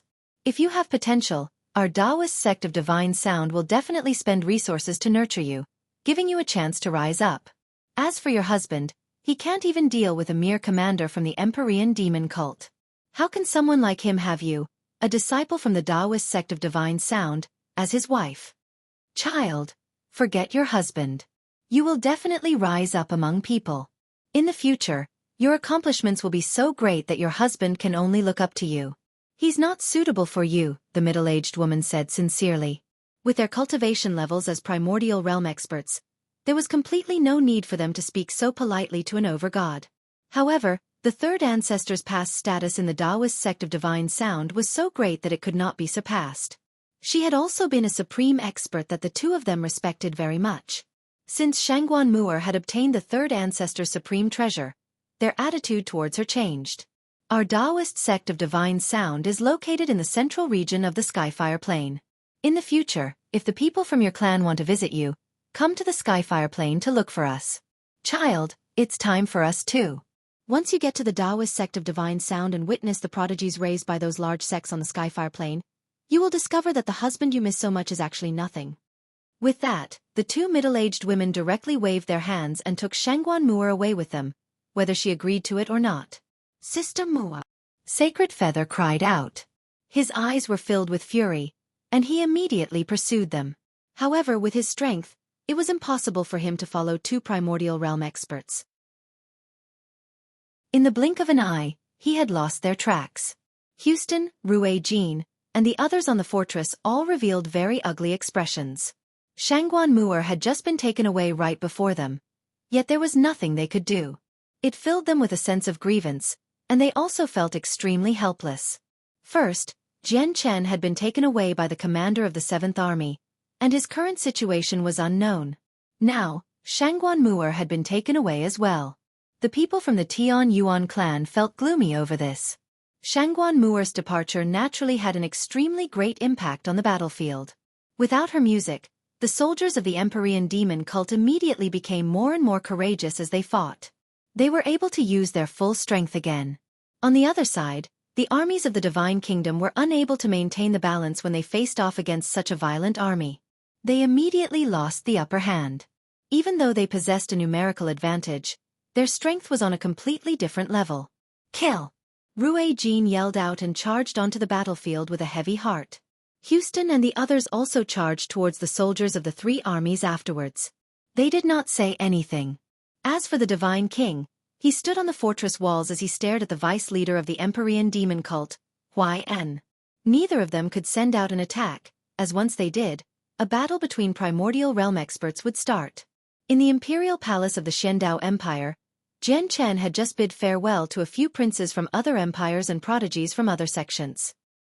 He returned to his temporary residence by himself, and a sliver of exhaustion appeared on his face.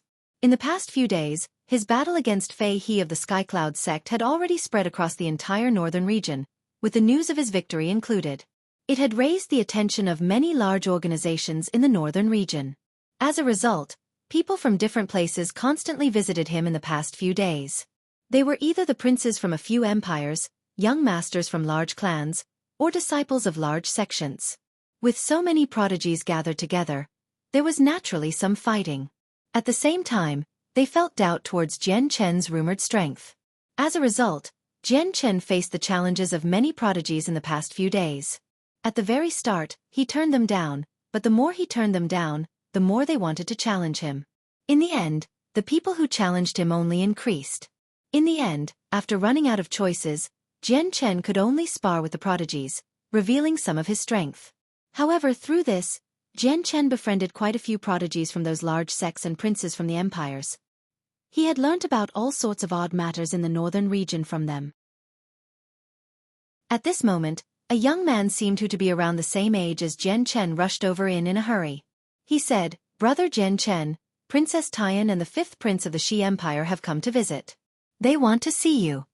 The young man directly arrived before Jian Chen. He was both overjoyed and excited. He said enthusiastically, "Brother Jian Chen, it's Princess Tian and the 5th Prince. Do you know great their statuses are in the Xi Empire? Please tell me, Brother Yen Shun." Jian Chen's eyes lit up when he heard the Xi Empire mentioned. This young man was called Yen Shun, and he was a prince of the Xiandao Empire. In the past few days, basically all the princes in the Xiandao Empire had expressed their goodwill towards Jian Chen. They did their best to establish a relationship with Jian Chen.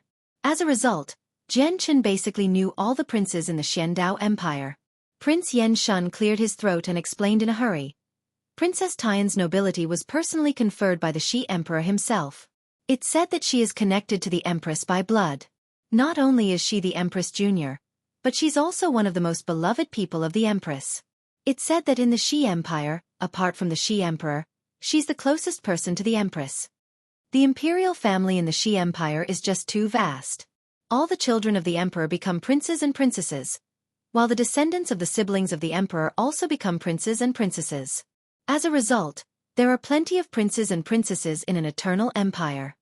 But in reality, many princes and princesses only have this status.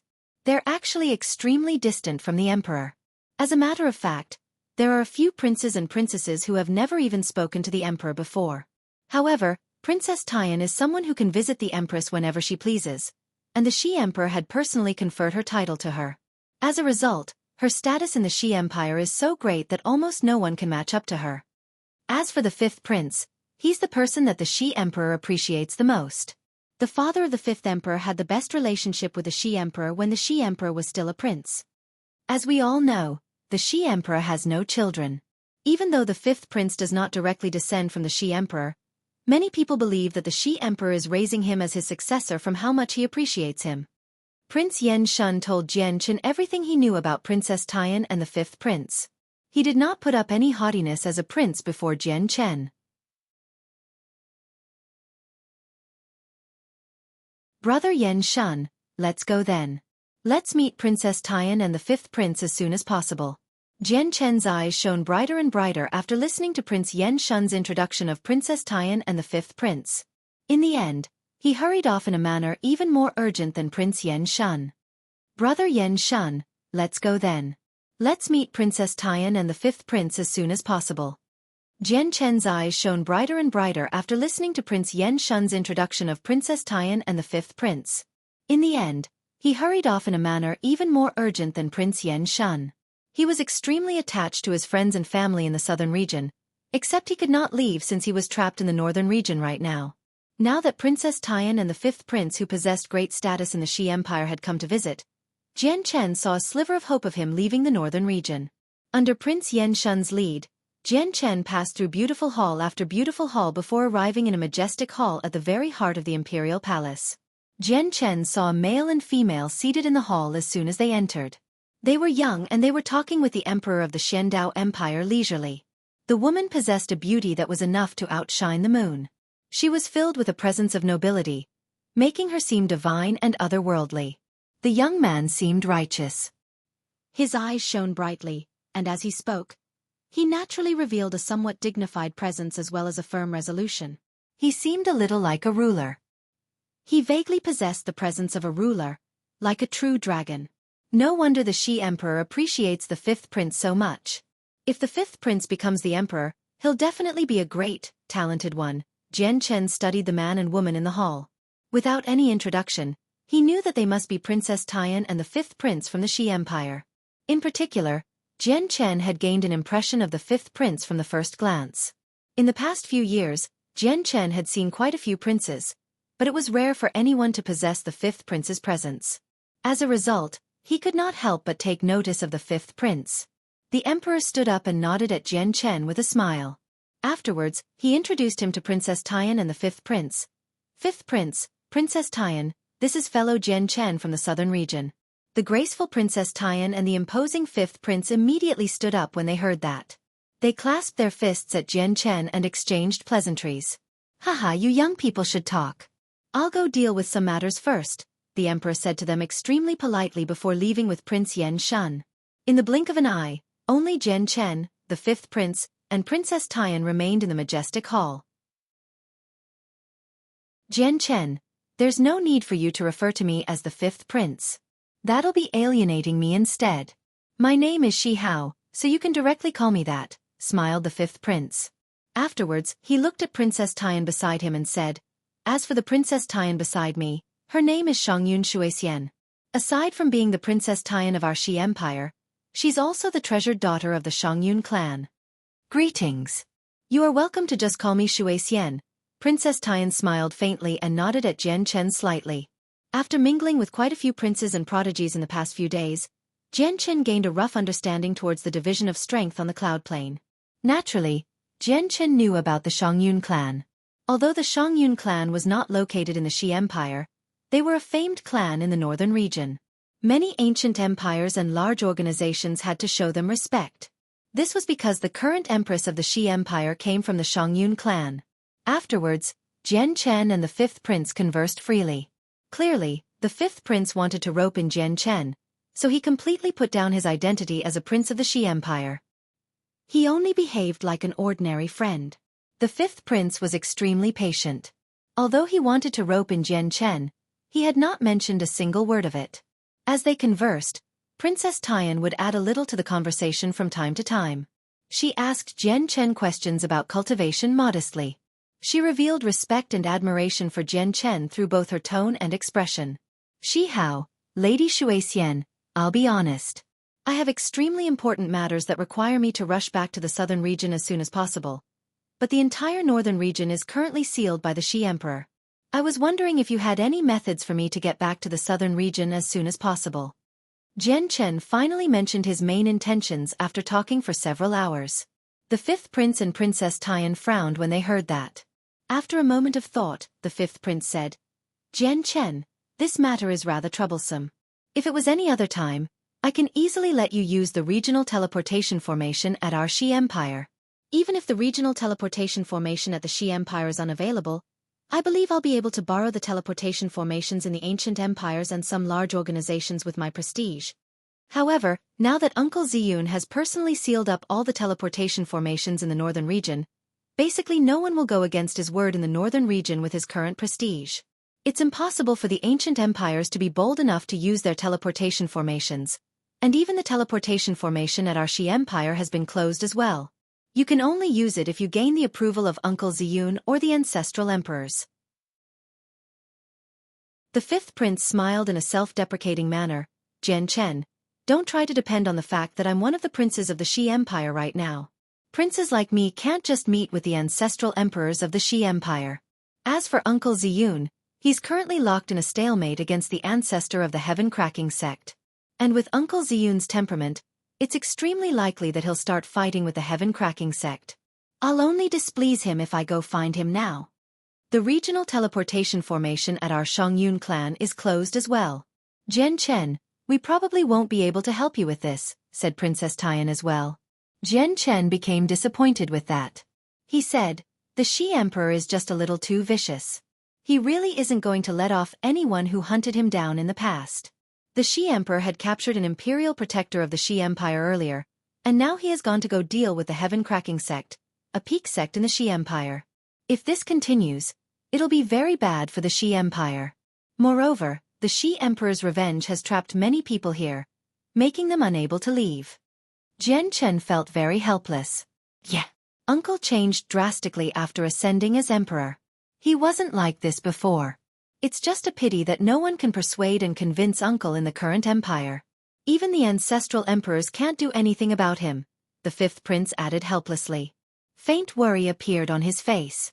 In the current imperial family of the Shi Empire, only a few primordial realm experts were left after all the slaughtering his uncle did. It filled the entire empire with angst and unease. Princess Tian sighed gently from that. She became slightly depressed and said gloomily, actually, you can't blame Uncle. Everything is bound by karma. If it weren't for the relentless pursuit of the people before, causing Anne to lose her daughter, My uncle would have never become like that. What?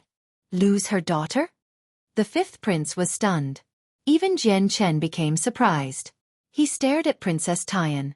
At this moment, Princess Tian suddenly returned to her senses. She realized her mouth had slipped, so she immediately covered her mouth tightly out of surprise. Xueqi, what did you just say? My uncle lost her daughter when he was hunted down in the past?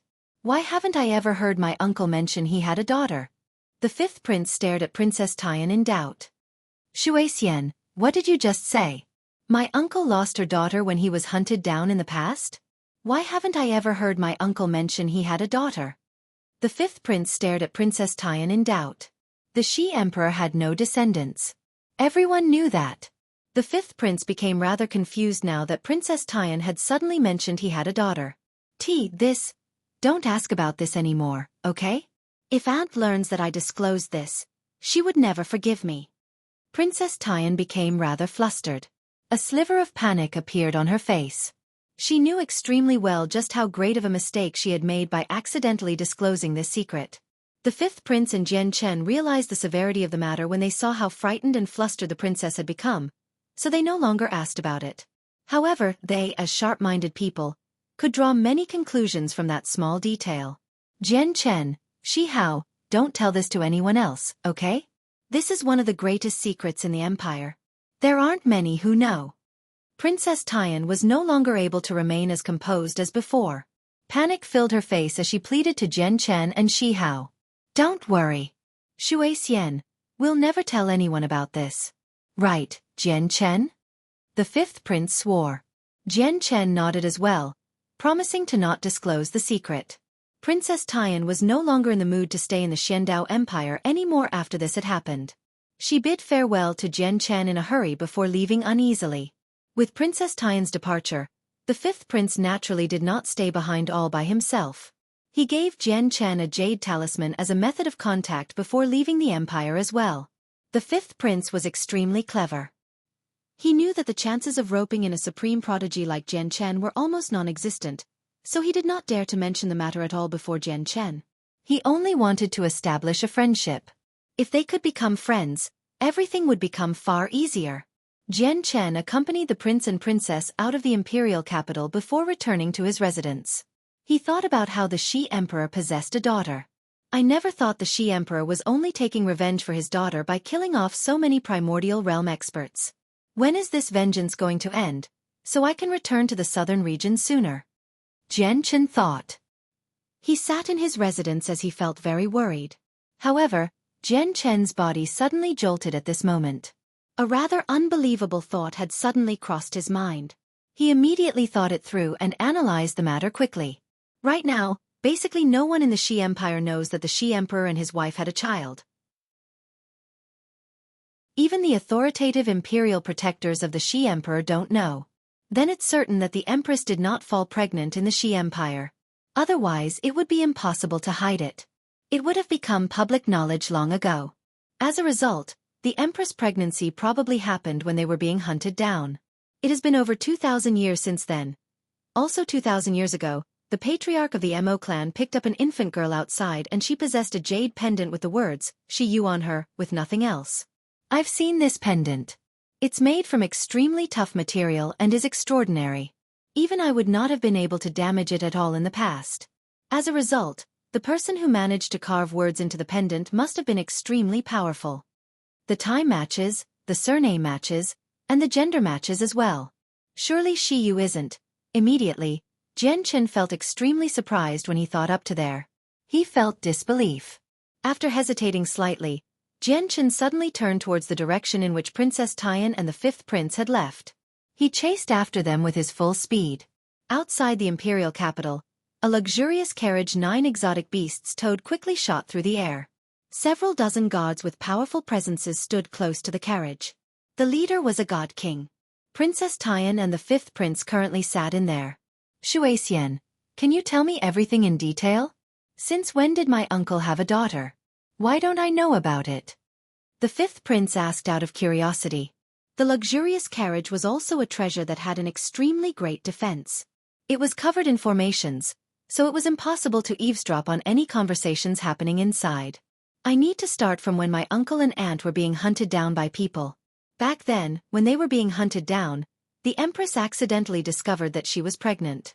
After giving birth to the child, my aunt made up her mind to abandon her, as she was out of choices and was unable to protect her newly born daughter. She hoped this could allow her daughter to survive, Princess Tian said slowly. Is that the case? I never thought that I, Shihao, would actually have a younger sister. What about afterwards? What happened to my sister? Is there any news? The fifth prince was greatly surprised before questioning in concern. Princess Tian shook her head. Her face was gloomy. The pursuit had forced aunt and uncle to extremely dire straits. They fled across the entire cloud plain, where they were so heavily injured that they almost lost their lives many times. The situation was so dangerous that they did not even know where they had abandoned their daughter. They don't know about her situation right now. It's just that after uncle became the emperor, he offended far too many people for his revenge, so they never dared to make the fact that they had a daughter public. They were afraid that their enemies would find their daughter first. As a result, they could only send trusted subordinates to scour the entire cloud plain secretly. However, it has been so many years, and there's still no news. Princess Tian looked at Shihao after speaking up to there. She said, Shihao, you understand how important this matter is, right? You can't tell anyone about it. Shihao nodded sternly. Xueqi, I understand. I never thought there would be a secret side to the story of why my uncle changed so much and became so merciless. Now, I don't feel like my uncle has gone overboard at all. At this moment, a guard's voice rang out from outside. Fifth Prince, Princess Tian, Jian Chen has come running. He says he wants to see Princess Tian due to something important. Jian Chen has come running? What does he want to do? The fifth prince and Princess Tian were doubtful. Very soon, the carriage came to a halt and the prince and princess dismounted. They hovered in the air as they stared at Jian Chen who had come running after them. Jian Chen clasped his fist towards the fifth prince before telling the princess, Princess Tian, can we step aside to talk about something? The princess nodded before immediately flying to somewhere far away with Jian Chen. The fifth prince stood with his arms crossed. He stared at them from afar and was filled with doubt. He mumbled to himself, that's strange. Jian Chen is suddenly looking for Xueqi. Why? In the distance, Jian Chen cast down a barrier that isolated sound before taking out an embroidered box from his space ring. He said sternly, Princess Tian, there's something I must request you to do for me. Please directly give this box to the Empress or the Shi Emperor. Princess Tian accepted the box curiously. She examined it in her left hand and asked in confusion, Jian Chen, what is this? Just treat it as a little gift for the Empress and the Shi Emperor from me. They might like it. However, you must get the Empress or the Shi Emperor to personally see what is inside. Jian Chen said extremely solemnly as if he was telling her to do something extremely important. Okay, I'll personally deliver it to aunt and uncle, said the princess before returning to her carriage and leaving with the fifth prince. Jian Chen did not leave. He hovered in the sky as he stared in the direction that the carriage had disappeared off to. He thought, although I also crafted that pendant on a whim, both the appearance and engravings are exactly the same as the pendant I saw from Shi Yu, apart from the fact that the material is nothing special. If Shi Yu really is the lost daughter of the Shi Emperor, they'll naturally recognize it once they see the pendant. If not, there's nothing for me to lose. It's not like the Shi Emperor and the Empress will be offended.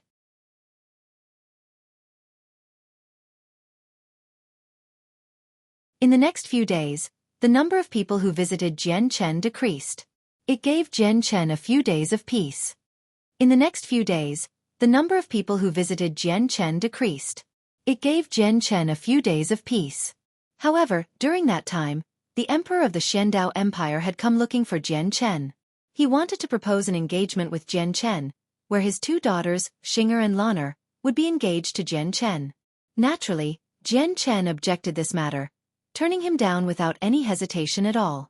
Even though he had learnt that the two princesses possessed special constitutions from Fairy Hao Yu, he had no such intentions. Aside from that, the Sky Cloud sect, one of the peak sects of the Shendao Empire, had sent a god king to the imperial palace. He did not come asking for an explanation from when Jian Chen injured Zhou Chu and Fei He. Instead, he brought rich gifts and expressed his most sincere apologies, wishing to clean the slate between Jian Chen and the sect. Jian Chen understood that this was all because Fairy Haoyu supported him, resulting in a deterrence, which was why the Skycloud sect was so willing to bow down. There were no great, irresolvable grievances between him and the Skycloud sect. He did not have any intentions of becoming their enemy either, so Jian Chen happily accepted the apology. Two other matters that shook up the entire northern region happened during this time. The first matter was that the first, second, and third armies of the Empyrean demon cult had created a huge massacre near the edge of the northern region in their attack, which directly infuriated the Empress of the Shi Empire. The Empress set out personally and single-handedly killed her way over, heavily injuring the vice leader who watched over the armies in the northern region. With that, the movements of the Empyrean demon cult came to a temporary halt in the northern region. The second matter was even more shocking. After being locked in a stalemate with the Shi Emperor for several days, the ancestor of the heaven-cracking sect finally came to terms with the Shi Emperor, handing over the two great elders who had once taken part in the hunt. The news that the heaven-cracking sect had come to terms created a huge shockwave among the various powerful organizations in the northern region. They were all astounded. The heaven-cracking sect also possessed a chaotic prime. Even the imperial family of the Shi Empire had to treat them with respect at other times. However, the ancestor of the heaven-cracking sect actually chose to give in to the Shi Emperor's forceful demands, handing over his two infinite prime great elders. The entire heaven-cracking sect only possessed 3 great elders. No one dares to refuse the Shi Emperor with his might. The Shi Emperor's prestige became even greater after this. People praising the Shi Emperor could be heard everywhere in the northern region. The matter between the Shi Emperor and the heaven-cracking sect has finally come to a conclusion. I hope the seal over the northern region will be released soon. Jian Chen sat in the imperial palace as he stared at the tremendous formation in the sky. He was secretly eager. I've completely refined the poison in these plant cores and monster cores. At this moment, Jian Chen heard Fairy Haoyu's voice. She walked over slowly in a white dress and said, "It's best if you don't reveal them in the southern region. Behind them is a prince of the Blood Sun Empire. The status of the Blood Sun Empire in the southern region is equivalent to the Shi Empire in the northern region. You know what the consequences are." Jian Chen accepted the plant cores and monster cores from Fairy Haoyu. They were all fist-sized and had become transparent after the poison within them had been refined. He could even vaguely see pure, powerful energy slowly move about. It was extremely lively. Fairy Haoyu raised her head towards the sky. She stared at the barrier of light that sealed the entire northern region and said, "Since the matter between the Shi Emperor and the heaven-cracking sect has reached a conclusion, this seal shouldn't last for too long. Tomorrow, some people from the Shendao Empire will be moving against a large sect that they have grievances with. Once I complete this deal with the Shendao Empire, I will probably leave the Cloud Plain and return to the Moon God Hall." Fairy Haoyu struggled to remain calm when she mentioned the Moon God Hall. Her feelings fluctuated slightly. It has been so many years. I wonder how the Moon God Hall is right now. Has my father discovered Nan Potion schemes? It's a pity that the Cloud Plain is just too far away from the Moon God Hall. It's impossible to find any information about it here at all. A sliver of worry appeared on Fairy Haoyu's face. "Fairy Haoyu, this Nan Potion must be very powerful, right? If the matters really develop to a point where all the odds are against you, just come back," Jian Chen said with hesitance. Although he did not know what was happening with the Moon God Hall, it was quite easy to guess a few things from Fairy Haoyu's words. In the past, Nan Potion approached peak chaotic prime, but he was quite a lot weaker than my father. If Nan Potion comes to the Cloud Plain, probably no one can match up to him as long as Grand Primes don't appear. In the past, it was because I discovered his schemes against the Moon God Hall that I suffered to his hand. In the end, my body was destroyed, and my soul accidentally fled to the lower world. Fairy Haoyu growled as killing intent flickered in her eyes. Jian Chen sank into his thoughts from that. After a while he said seriously, "Fairy Haoyu, I'd advise you to go to the Moon God Hall later. Increase your strength as much as you can first. If the Moon God Hall really has fallen for Nan Potion schemes, you won't be of any help even if you return given his strength." Fairy Haoyu nodded gloomily. "Of course, I understand that, but I'm running out of patience. It has already been so many years. No matter what the situation is, I have to go back to the Moon God Hall to take a look. Otherwise I won't be at peace." There was confidence in Fairy Haoyu's words. Jian Chen also felt helpless when he saw how he could not persuade Fairy Hao Yu. After a moment of silence, he suddenly asked, "Where's the Moon God Hall?" Fairy Hao Yu glanced at Jian Chen slightly and said, "It's on the Ice Pole Plain, the place where one of the 7 grand exalts of the Saints' world, the Ice Goddess, stayed.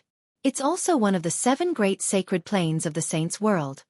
Fairy Hao Yu paused before continuing. "The Cloud Plain is extremely far away from the Ice Pole Plain. Just the amount of 5-colored divine crystals needed to take the teleportation formation between planes is extravagant. It's enough to bring an ancient empire to its knees. Even Sister Tian Shuang can't afford this price. It's because I made a deal with the Xiandao Empire, where I would deal with one of their greatest enemies, that they're willing to provide me with enough divine crystals." In the morning of the next day, Fairy Hao Yu left with Tian Shuang and 2 other infinite prime ancestors of the Xiandao Empire silently. Soon after they had left, the formation that sealed up the entire northern region vanished. The Shi Emperor had finally removed his seal on this day. The moment the seal was removed, Jian Chen suddenly stood up in his luxurious hall. With a flash, he arrived outside, and he looked at the sky. He had already waited too long for this day. "Fantastic! I can finally leave the northern region," Jian Chen said excitedly as he stared at the sky. Without hesitating at all, he immediately went to find the Emperor, wanting to leave through the teleportation formation of the Xiandao Empire. He was already filled with worry. Now that the seal was removed, he did not even have the time to bid farewell to Fairy Hao Yu. He wanted to return to the southern region as soon as possible. "I wonder if Princess Tian has given the box to the Empress or the Shi Emperor. However, I'm not certain whether Shi Yu is actually their daughter or not. It's just my guess. However, I clearly can't just wait here for the outcome of an unlikely guess. If she isn't their daughter, waiting here is just wasting time. It's throwing everyone from the Tian Yuan clan into danger. If she is, the Shi Emperor will definitely come to the southern region given his love for his daughter." As Jian Chen thought through this, he had already met up with the Emperor successfully.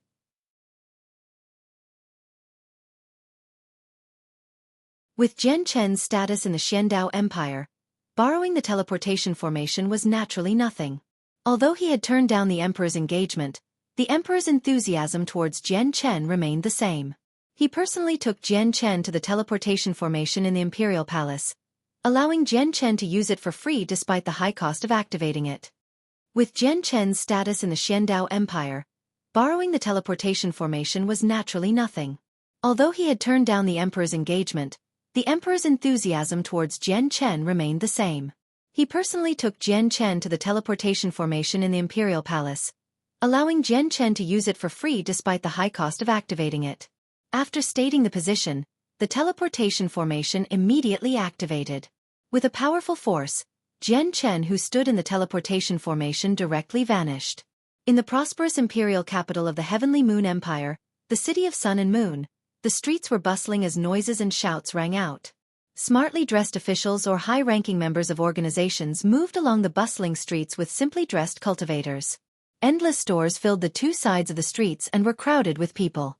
As an ancient empire that was on the same level as the Xiandao Empire, the Heavenly Moon Empire naturally possessed an imperial capital that was no less impressive than the one in the Xiandao Empire. A few people with quite some status in the southern region gathered here. In the center of the city of Sun and Moon was a castle-like structure. People gathered in there in groups of 3s and 2s. Nearby, 4 extremely profound teleportation formations were carved into the ground. 2 of the teleportations were relatively smaller. They were roughly 10 meters in diameter. As for the other 2 teleportation formations, they were larger, a total of 30 meters wide. Not only were the pulses of energy that they gave off stronger, but the inscriptions were also more complicated and profound. All the people in the castle handed over different sums of divine crystals to an old man there before jumping onto the teleportation formation that was only 10 meters wide and leaving. The second teleportation formation of the same size would flicker with white light from time to time.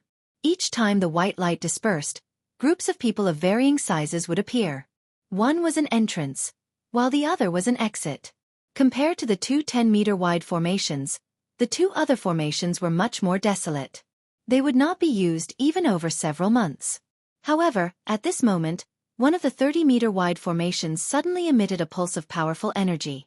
The energy was so powerful that it was several times greater than the 2 10-meter-wide formations. The regional teleportation formation is responding. Someone is coming from another region. The regional teleportation formation is only used once every several years. It costs an astronomical amount of divine crystals every time. I wonder which great person has come from the other regions. For a time, the people in the surroundings all looked towards the teleportation formation as they discussed softly. Under everyone's attention, a young man who only seemed to be in his 20s appeared in the teleportation formation. He wore white robes, and he concealed his presence. As a result, he seemed like an ordinary person. However, his resolute handsome face possessed some coldness such that his ordinary eyes made many people present feel a frightening pressure. This person must be an expert. Many people secretly commented around the teleportation formation. Their gazes were filled with envy and respect. To no surprise, the young man was Jian Chen. Jian Chen did not stick around for long. Once he left the teleportation formation, he made his way outside the castle. He purchased a map in the imperial capital and hurried off after gaining his bearings. He did not waste any time at all. When he had chosen a path of retreat for the Tian Yuan clan before, he had cast down a teleportation formation in the Heavenly Moon Empire. However, the teleportation formation was extremely distant from the imperial capital of the Heavenly Moon Empire. As a result, he needed to hurry to where he had initially cast down the formation. Only then could he return to the divine kingdom of Pingtian in the shortest amount of time possible. As the ruler of the Dong'an province, the Tian Yuan clan was clearly rather lethargic. A stifling atmosphere loomed over Tian Yuan clan. This was because the patriarch who supported the clan had already vanished for many days. His situation was still unknown. Jian Chen was everything to the Tian Yuan clan. Even though the clan possessed other overgods, they were nowhere near close to replacing Jian Chen. As a result, Jian Chen's disappearance had affected the clan greatly. I hope that the patriarch can return safely. The Tian Yuan clan can't afford to lose patriarch Jian Chen. At this moment, Mo Ling, Ando Fu, and the former patriarch of the Mo clan, Mo Xingfeng, gathered together. Their faces were all filled with worry. Mo Xingfeng had now become a god after receiving a large number of resources from the Tian Yuan clan, becoming an elder of the Tian Yuan clan. Right at this moment, their faces froze. Their eyes widened as they stared ahead in surprise. The white-clothed Jian Chen slowly made his way out of the forbidden grounds. Patriarch? The three of them cried out in disbelief.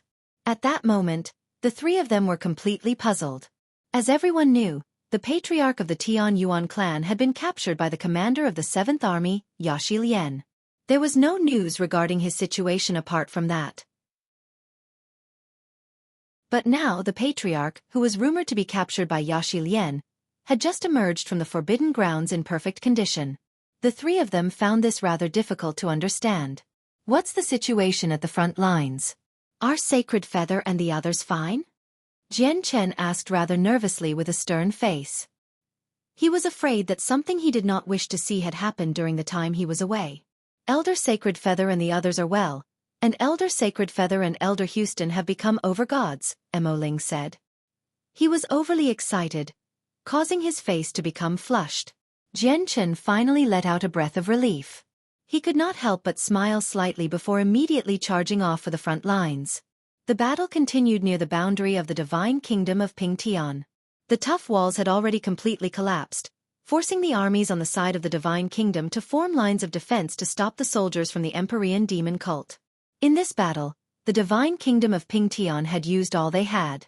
Not only had all the people from the divine kingdom sent more people from their clans, but even most of the guards had been relocated away from the royal capital. The royal divine army had been mobilized as well. Aside from the divine kingdom of Pingtian, the nearby divine kingdoms had sent large numbers of soldiers as well. They used spatial treasures to move them over from various places. They could only fend off the soldiers from the three armies of the Empyrean demon cult by pouring together the strength of several divine kingdoms. The divine king hovered in the sky as he looked around at the battlefield. He was not very optimistic inside while his brows had remained furrowed the entire time. On the other side, Vice Leader Huayan stood with his arms crossed, hovering there leisurely. He smiled faintly as if victory was already in his grasp. He stared at the sky. Through his unique cultivation method, he could clearly sense invisible energy of souls gather in the sky. All of it was sucked towards the sea of blood at the headquarters. Most of the mission from the Grand Elder has been completed, Huayan thought.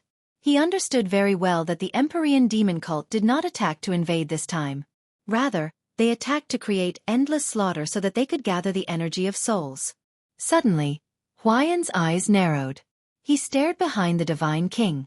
With his eyes as a primordial realm expert, he could clearly see a figure shoot over with lightning speed on a sword. It's Jian Chen. How is he still alive? Huayan frowned. At the same time, the Divine King sensed Jian Chen make his way over from behind. He was slightly surprised, and soon afterwards, he seemed to think of something. Understanding filled his face. Greetings, Your Majesty. Jian Chen arrived before the Divine King very soon. He clasped his hands and bowed at the Divine King. Good, very good. As long as you're fine. The Divine King nodded with a smile. Jian Chen's return had cleared up some of the gloom within him. Jian Chen, where's the commander of the 7th Army, Yaxi Lian? Huayan growled. He suddenly experienced an ill omen after seeing Jian Chen in perfect condition. Jian Chen smiled with deep meaning when he heard Huayan mention Yaxi Lian. He said, Your Majesty, I just happen to have a small gift for you. With that, Jian Chen immediately brought out Yaxi Lian, who had been imprisoned in the Bright Moon Divine Hall. Right now, Yaxi Lian's cultivation remained sealed, so she was unable to use her great strength at all. She was like a sitting duck in Jian Chen's hands. Yaxi Lian. Huayan's face changed drastically as he cried out. Disbelief had completely filled his face. This was because the outcome was completely different from what he had imagined. It could be described as the exact opposite. Huayan moved very soon, flying towards Yaxi Lian as quickly as he could. He wanted to save Yaxi Lian from Jian Chen. Primordial realm experts were so fast that Jian Chen could not even react. Huayan, if you take another step forward, I'll wipe out her soul, the Divine King's voice rang out. He had already appeared before Jian Chen silently with his hand pressed on Yaxi Lian's head. With his strength as a primordial realm expert, he only needed to press down gently, and Yaxi Lian's soul would be wiped out instantly. Even Huayan would not be able to save her in time. Huayan came to a halt when he heard the Divine King's words. His face had darkened as he glanced extremely sternly at Yaxi Lian, who had the Divine King's hand on her head. The light in his eyes flickered with uncertainty. In the end, Huayan did not dare to advance any further. However, he did not back off either. He glared at Jian Chen and said coldly, How impressive, Jian Chen. I never thought you really did have some ability for even Yaxi Lian to end up in your hands. There's a primordial realm expert behind this brat. If it weren't for her, how would he have been able to escape from me with just his own abilities? Yaxi Lian snorted coldly. Her face was calm and composed. Even though her life was in the hands of the Divine King, she did not become flustered at all. A primordial realm expert? Huayan snorted coldly as his gaze became extremely frigid. He growled, I really do have to look into this matter carefully and see just which primordial realm expert dares to stand against our Empyrean demon cult. It's nothing even if we lose if it's a battle between primordial realm experts, but our Empyrean demon cult will never drop a matter where a primordial realm expert lowers themselves to deal with a god king. We will pursue the matter to the end. A primordial realm expert? Huayan snorted coldly as his gaze became extremely frigid. He growled, I really do have to look into this matter carefully and see just which primordial realm expert dares to stand against our Empyrean demon cult. It's nothing even if we lose if it's a battle between primordial realm experts, but our Empyrean demon cult will never drop a matter where a primordial realm expert lowers themselves to deal with a god king. We will pursue the matter to the end. Huayan stared at the Divine King at this moment and said, Pingtian, release Yaxi Lian. The Divine King smiled and said, Huayan, looking at how much you're worrying, Yaxi Lian must be quite important to you. As he said that, the Divine King could not help but press down harder on Yaxi Lian's head. The laws of the primordial realm vaguely condensed as he threatened Huayan. It's not impossible for me to release Yaxi Lian. Your Empyrean demon cult just has to retreat immediately. Retreat? That's completely impossible, Huayan said icily. His gaze was extremely cold, and there was heavy killing intent when he looked at Jian Chen in particular. If it were not for the primordial realm expert behind Jian Chen capturing Yaxi Lian, why would he, Huayan, be forced into negotiating? This was all because of Jian Chen. I can never let this Jian Chen go. Even if I ignore how great of a problem he'll become once he matures, just what he has done to Yaxi Lian cannot be forgiven. Killing intent filled Huayan inside. At this moment, he was even tempted to ignore the Divine King and directly try to kill Jian Chen. However, Yaxi Lian was in the Divine King's hands right now, so he did not dare to act recklessly. Since your Empyrean demon cult won't retreat, I can only lower myself to personally kill the commander of the 7th Army. With that, the strength of your cult will weaken, the Divine King said icily. It was filled with firm killing intent. He was also someone who could kill without hesitation. Since they could not come to terms, he had no need to keep Yaxi Lian alive. Stop! Right when the Divine King was about to kill Yaxi Lian, Huayan suddenly called out.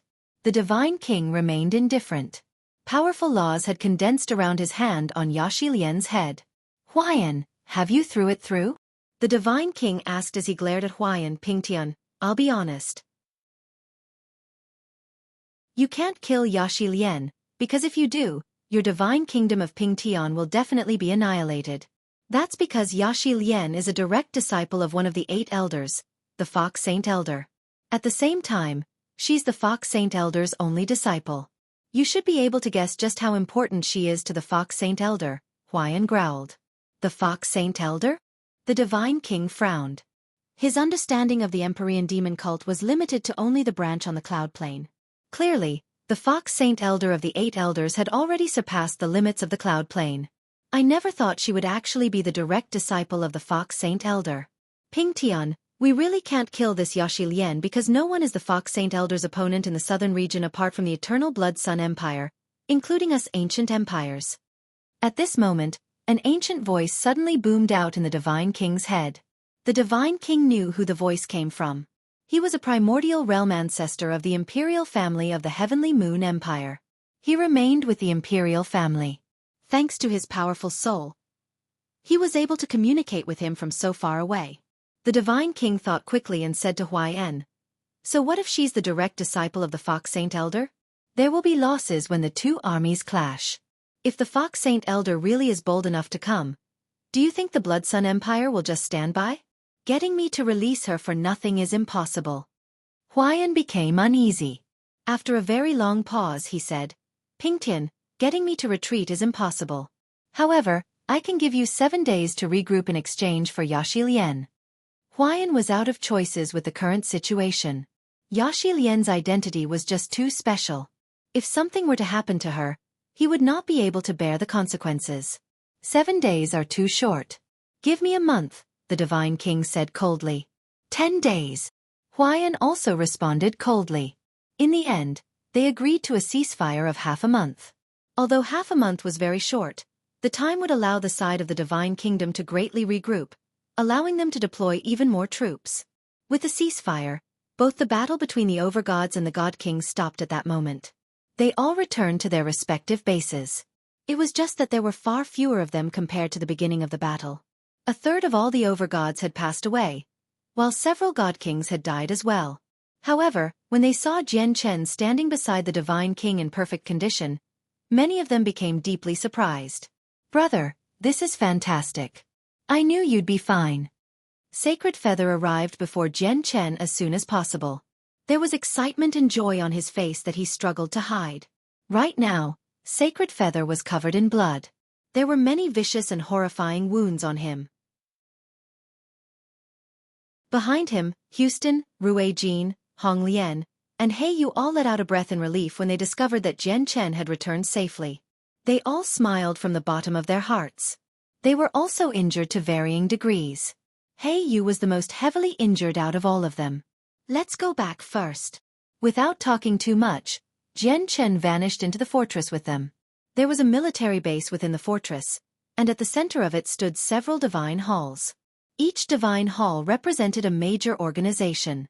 The Divine King had also placed a divine hall here for the Divine Kingdom of Pingtian as a place where his people could rest. Jian Chen directly took Sacred Feather and the others into the divine hall. They directly made their way to a secret room.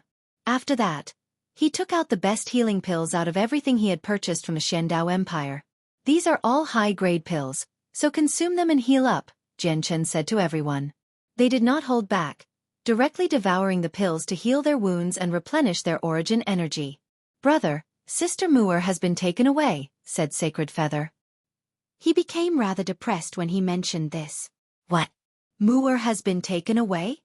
Jian Chen was surprised. His eyes shone with a shocking light as a powerful presence emanated from his body. "What happened? Who took Muir away?" "It's a sect called the Taoist Sect of Divine Sound." Everyone explained everything that had happened in a few sentences. "The Skyfire Plane, the Taoist Sect of Divine Sound," Jian Chen murmured. Instead, he calmed down after learning about this matter. Then, he raised his head and stared at the ceiling of the secret room quietly. His gaze seemed to be able to penetrate all, reaching into outer space. He seemed to see the distant Skyfire Plane that he had never even heard about. "Muir, I will come looking for you. That day won't be too far away." Jian Chen secretly made up his mind.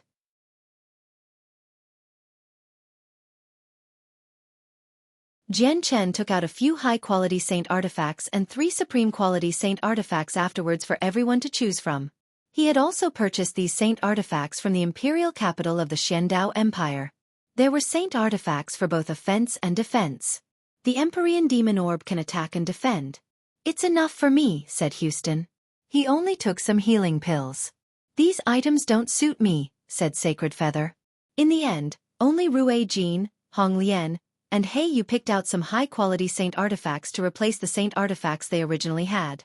As their strength increased, the saint artifacts that they originally possessed basically were not very useful anymore apart from the bead that could block attacks to the soul. "Jian Chen, it's rumored that the commander of the 7th Army took you away, but Yaxi Lian ended up as your hostage in the end. What's that all about?" Houston asked as he healed. "It's Fairy Hao Yu who saved me. Fairy Hao Yu has already recovered her strength to the primordial realm now." Jian Chen narrated everything without going into too much detail.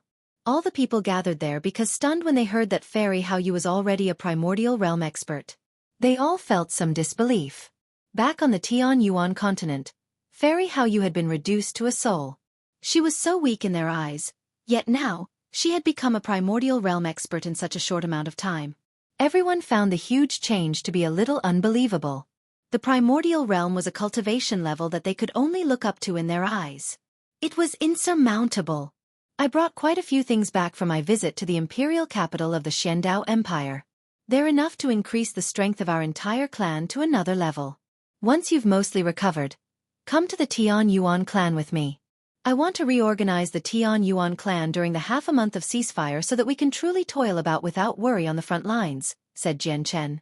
He thought back to how some unknown people had slaughtered members of the Tian Yuan clan back when they were gathering materials for the teleportation formations. Before they found out who was behind it all, before they completely eliminated this potential problem, danger would always engulf the Tian Yuan clan. As a result, Jian Chen was always worried as the patriarch. He was afraid that something would happen in the clan when he was not present. The divine kingdom of Pingtian was not peaceful at all during the ceasefire. The divine king had personally decreed to mobilize all the soldiers in the divine kingdom of Pingtian, moving them all to the front line. At the same time, he began recruiting many soldiers in the divine kingdom as well. Moreover, the divine king communicated with the primordial realm experts of the heavenly moon empire through his soul, asking for even more reinforcements because the divine kingdom was unable to stop the armies of the Empyrean demon cult by themselves. At the same time, the divine kings from the neighboring divine kingdoms answered the divine king's call for reinforcements. They sent even more soldiers to the divine kingdom of Pingtian. The walls at the front lines were being rebuilt as well. Several god kings worked together, reconstructing the long wall such that it reached the toughness of defensive saint artifacts. The Empyrean demon cult also replenished their soldiers in an orderly manner. Although people had died during the war in the army of 300,000, the Empyrean demon cult had far more soldiers than just the 9 armies. Behind the 9 armies was a reserve army. Once the 9 armies lost soldiers, the reserves would immediately replace them. However, for some reason, the 9 armies of the Empyrean demon cult always remained as 100,000 people. It would never surpass that. A few days later, Rue Jean and the others mostly recovered from their wounds. Jian Chen immediately returned to the Dong'an province with them. The ancestors of the powerful clans in the Dong'an province came along as well, returning to the Dong'an province with Jian Chen. However, aside from Jian Chen's group, only 2 ancestors remained from the powerful clans. Jian Chen looked at the 2 last ancestors on the flying vehicle and sighed to himself secretly. He controlled the path of the flying vehicle quietly, directing it towards the Dong'an province. It was rumored that the patriarch of the Tian Yuan clan, who was supposed to be captured by the commander of the 7th Army of the Empyrean Demon Cult, Yaxi Lian, had suddenly returned. News of this spread across the entire province as soon as possible. As soon as the flying vehicle approached the provincial city, the city gates were already filled with people. Many people gathered there to welcome them back warmly. The patriarch of the Tian Yuan clan is a supreme overgod who can make onto the overgod's plaque. Even with the entire Saints world in perspective, these supreme overgods are famed. I never thought I'd be able to stand so close to a supreme overgod. He's a figure of legends. It's said that supreme overgods can kill god kings. This commander of the 7th Army sure is unlucky to come across a supreme overgod. Right. I heard that the commander of the 7th Army was captured by the patriarch of the Tian Yuan clan. Don't underestimate him just because he's still an overgod. Even capturing a god king is nothing difficult for him. There were many praises for Jian Chen among the warm welcome. Many people could not help but feel a deep sense of pride when the patriarch of the Tian Yuan clan was mentioned. The flying vehicle directly entered the Tian Yuan clan. All the elders in the clan had already been waiting for quite some time. When they saw Jian Chen and the others return safely, their faces all became filled with evident excitement and delight. Jian Chen leapt off the flying vehicle. Just when he wanted to say something, a light suddenly flickered through his eyes, and he stared at the residence that belonged to him sharply. There's someone inside. Jian Chen's heart shivered. He could clearly sense that something was moving around in his room, but he was unable to tell who it was through the senses of his soul. This person's strength completely exceeds mine. I can't sense them at all. Jian Chen's heart sank slightly. He felt slightly worried as he directly made his way to his residence. Sacred Feather, Houston, and so on could sense the change with Jian Chen. They looked at each other and followed behind him. Jian Chen directly pushed through the door and entered his residence. He knew that before an expert that even the senses of his soul were unable to detect, all his movements were under their control. Anything he did would not be able to escape their senses. As a result, he just did not make any preparations. He just waltzed in without trying to hide it at all. I wonder which expert has suddenly paid a visit to my Tian Yuan clan. From Mo Ling, Ando Fu, and the others' lack of response, they clearly don't know about the arrival of this uninvited guest, Jian Chen thought. He was troubled. However, after he walked in, he saw a white-clothed woman sitting at a table idly, eating the fruit there. He could not help but become surprised. "Fairy Hao Yu!" Jian Chen cried out subconsciously. Surprise had filled his face. Fairy Hao Yu sat there as she wished, biting into the fruit that was originally supposed to be for Jian Chen. She looked at Jian Chen as if she was smiling and said, "You're so careful even in your own clan. It looks like the famous patriarch of the Tian Yuan clan doesn't have a particularly liberating life." Jian Chen let out a sigh of relief. He ignored Fairy Hao Yu's snide comments and said, "Fairy Hao Yu, you've suddenly appeared in the southern region. It looks like you've completed the matters for the Xiandao Empire." Fairy Hao Yu stood up. With a wave of her hand, the door to the building immediately closed, locking Sacred Feather and the others who had followed Jian Chen along outside. She described it like it was nothing. "This matter is something difficult for the Xiandao Empire to resolve, but it's a piece of cake for me. I've come to take a look at your situation here and also to bid farewell to you." Fairy Hao Yu continued, "Before I go, is there anything you can't deal with? Just tell me, such as that Earth Spirit sect or something."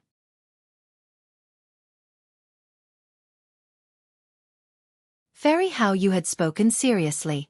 The Earth Spirit sect stood on the same side as Jian Chen, yet they had launched a sneak attack against Jian Chen without paying attention to the bigger picture. As such, she felt that everything should not just end there. She wanted to properly punish the Earth Spirit sect. Fairy Hao Yu had spoken seriously. The Earth Spirit sect stood on the same side as Jian Chen, yet they had launched a sneak attack against Jian Chen without paying attention to the bigger picture. As such, she felt that everything should not just end there. She wanted to properly punish the Earth Spirit sect. However, Jian Chen shook his head instead, turning down Fairy Hao Yu's kind intentions.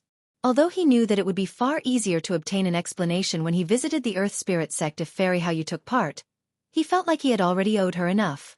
He had helped her a lot in the past as well, but what Fairy Haoyu had done in the past few years were more than enough to make up for it. Moreover, he did not want other people to deal with his problems whenever he encountered them.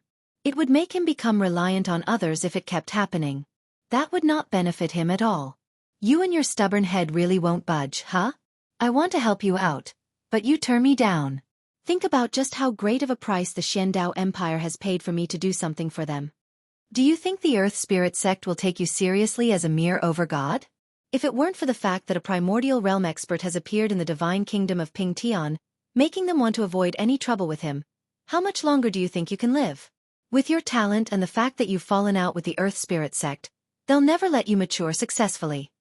Do you plan on relying on the Divine King to help you? Before I came here, I did some investigation. The ancestor of the Earth Spirit sect has already stepped into the primordial realm for several 100,000 years. He's not someone that the Divine King who has only recently broken through to the primordial realm can stop. Fairy Haoyu stared at Jian Chen as she said all that in a single breath. She seemed rather exasperated and frustrated. Thank you for your concern, Fairy Haoyu. I appreciate it.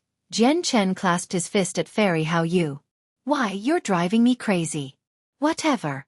Since you want to deal with it yourself, then deal with it yourself. Your life has nothing to do with me, Fairy Haoyu said in annoyance. Her chest heaved slightly, and she was clearly quite frustrated. Then, Fairy Haoyu, please rest here for a while. I've just returned to the clan, so I still have some matters I have to deal with.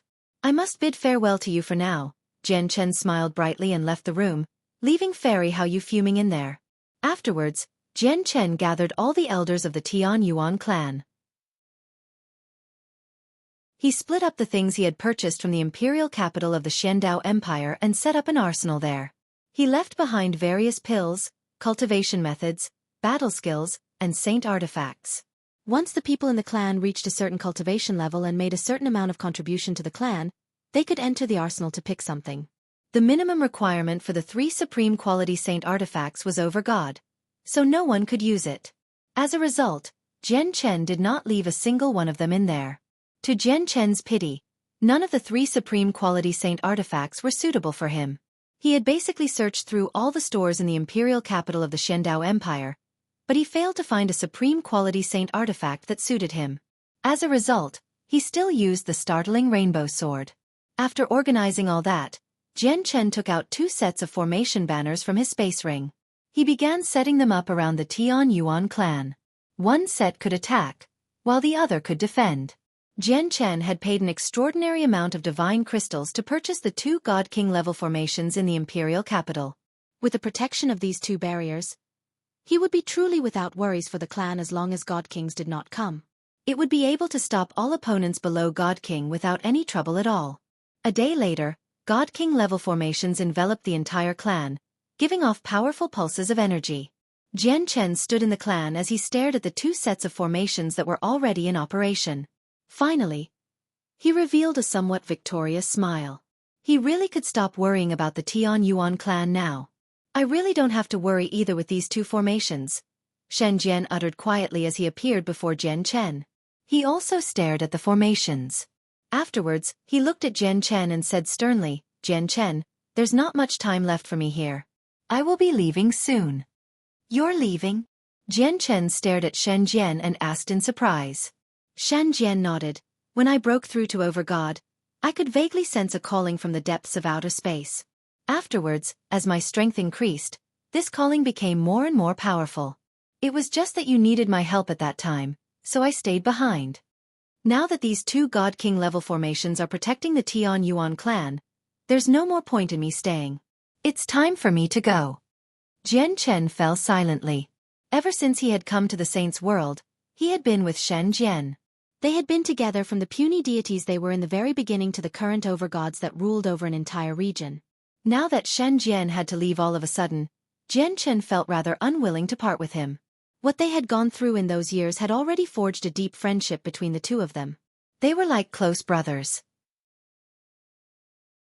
Once they separated, it would definitely be a long time before they met again. They had no idea when that would happen. As a matter of fact, they did not even know whether they would be able to meet each other again or not in the saint's world that was filled with danger. When do you plan on leaving? Jian Chen asked with a rather heavy heart. I plan on leaving after this war. Shen Jian stared deeply at the sky and said indifferently. In the blink of an eye, over half of the period of ceasefire had passed. The next morning, Fairy Haoyu called Jian Chen over. She directly cut to the chase after seeing Jian Chen. I plan on visiting the branch of the Empyrean demon cult on the Cloud Plain. Are you coming along? Jian Chen was surprised when he heard that. He said, that's the headquarters of the Empyrean demon cult on the Cloud Plain. That's basically the belly of the beast. It'll be extremely dangerous. What are you going there for? It's just a branch. Even if it's the belly of the beast, that only applies to regular infinite primes. Fairy Haoyu continued. The Empyrean demon cult has divided itself into 3 and is attacking 3 different regions at the same time. Their actions can't be as simple as just taking over territory. I think there must be some other secret hidden behind these wars. As a result, I plan on investigating it to see what they're doing. You'll offend the Empyrean demon cult by doing that, Jian Chen said with some worry. Even Tian Shuang hoped that Haoyu would not become involved with the matters of the Empyrean demon cult. Naturally, he wished that Fairy Haoyu would not offend the Empyrean demon cult either. The Empyrean demon cult was an extremely powerful organization. It was enough to make all the organizations that stood at the peak of the Cloud Plain feel fear. Any accidents would even lead to trouble for the Moon God Hall. Fairy Haoyu rolled her eyes. Since when did you become so fearful? The Empyrean demon cult is indeed powerful, but I'm not afraid of them.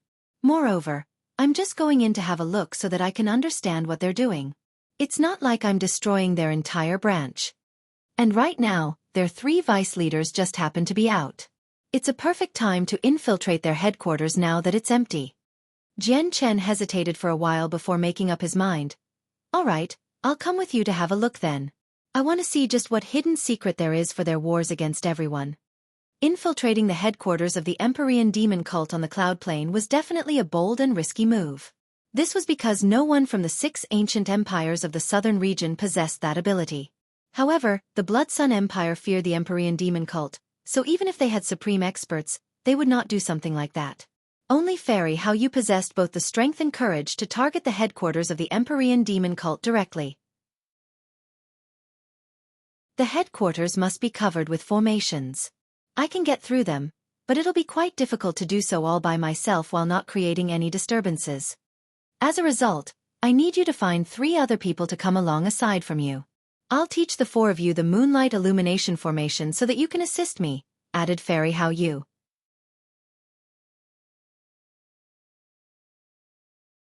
Jian Chen became rather hesitant after he heard Fairy Haoyu's words towards the end. He said while lacking in confidence, but the people I can find right now are only overgods at best. The formations at the headquarters of the Empyrean demon cult must be extremely powerful. Can it work with our strength? Jian Chen became rather hesitant after he heard Fairy Haoyu's words towards the end. He said while lacking in confidence, but the people I can find right now are only overgods at best. The formations at the headquarters of the Empyrean demon cult must be extremely powerful. Can it work with our strength? I don't need you to break through the formations. I only need the 4 of you to create the Moonlight Illumination formation to cover the disturbance I make, said Fairy Haoyu.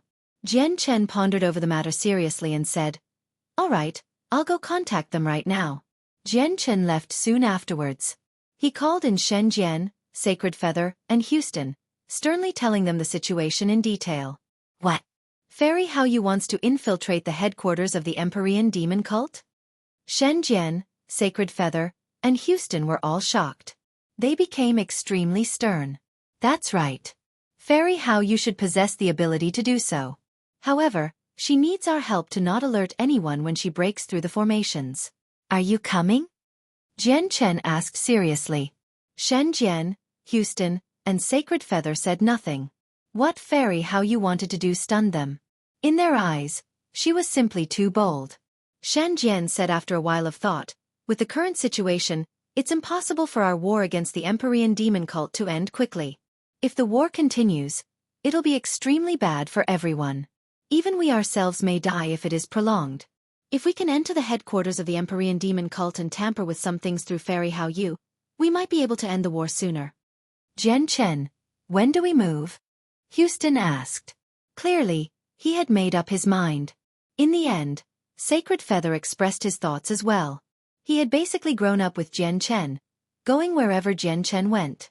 Even if he knew that certain death awaited him, he would not hesitate at all. Before we go to the headquarters of the Empyrean demon cult, we need to learn the Moonlight Illumination Formation, said Jian Chen. Afterwards, Jian Chen, Sacred Feather, Houston, and so on told everyone that they would be in seclusion to heal and that no one was to disturb them. They also activated the God King level formations to envelope the entire clan before leaving the Dong'an province with Fairy Hao Yu silently. In an ancient mountain range extremely distant from the divine kingdom of Pingtian, there was an extremely well-hidden gorge. It was several thousand meters deep, and a thick layer of vegetation covered its entrance. It was very difficult to discover its existence from the outside. The gorge was triangular in shape, where it was narrow at the top and wide at the bottom. The entrance was only around a dozen meters across, while the bottom of the gorge was several thousand meters wide. At this moment, gentle moonlight illuminated the depths of the gorge that were supposed to be pure black. Powerful pulses of energy emanated outwards, forming a tremendous pressure that crushed all the plants at the bottom of the gorge to pieces. It had been 3 days already. Jian Chen, Shenzhen, Houston, and Sacred Feather currently stood in a special position, creating a formation. A white light completely composed from moonlight force covered a range of several thousand meters from them. The 4 of them bathed in the gentle moonlight as it glistened. However, at a closer glance, it was quite obvious that this moonlight force did not originate from their own powers. Instead, it all originated from a crystal in their hands. The 4 of them controlled the moonlight force in the crystal to create the Moonlight Illumination Formation together. Fairy Hao Yu hovered in the air. She stared at the formation from the 4 of them nearby and said, "There are basically no problems left with the Moonlight Illumination Formation. The formation cannot defend or attack at all, but it can reduce all the disturbances from anything that happens within it to nothing. As long as it doesn't exceed the limits of the formation, even the 3 vice leaders of the Empyrean demon cult won't be able to sense what happens in the formation. With the assistance of this Moonlight Illumination Formation, I have complete confidence that we can infiltrate the headquarters of the Empyrean demon cult without alerting anyone. Let's go then. It's time for us to set off." Afterwards, the 5 of them left the hidden gorge and directly headed towards the headquarters of the Empyrean demon cult on the Cloud Plain.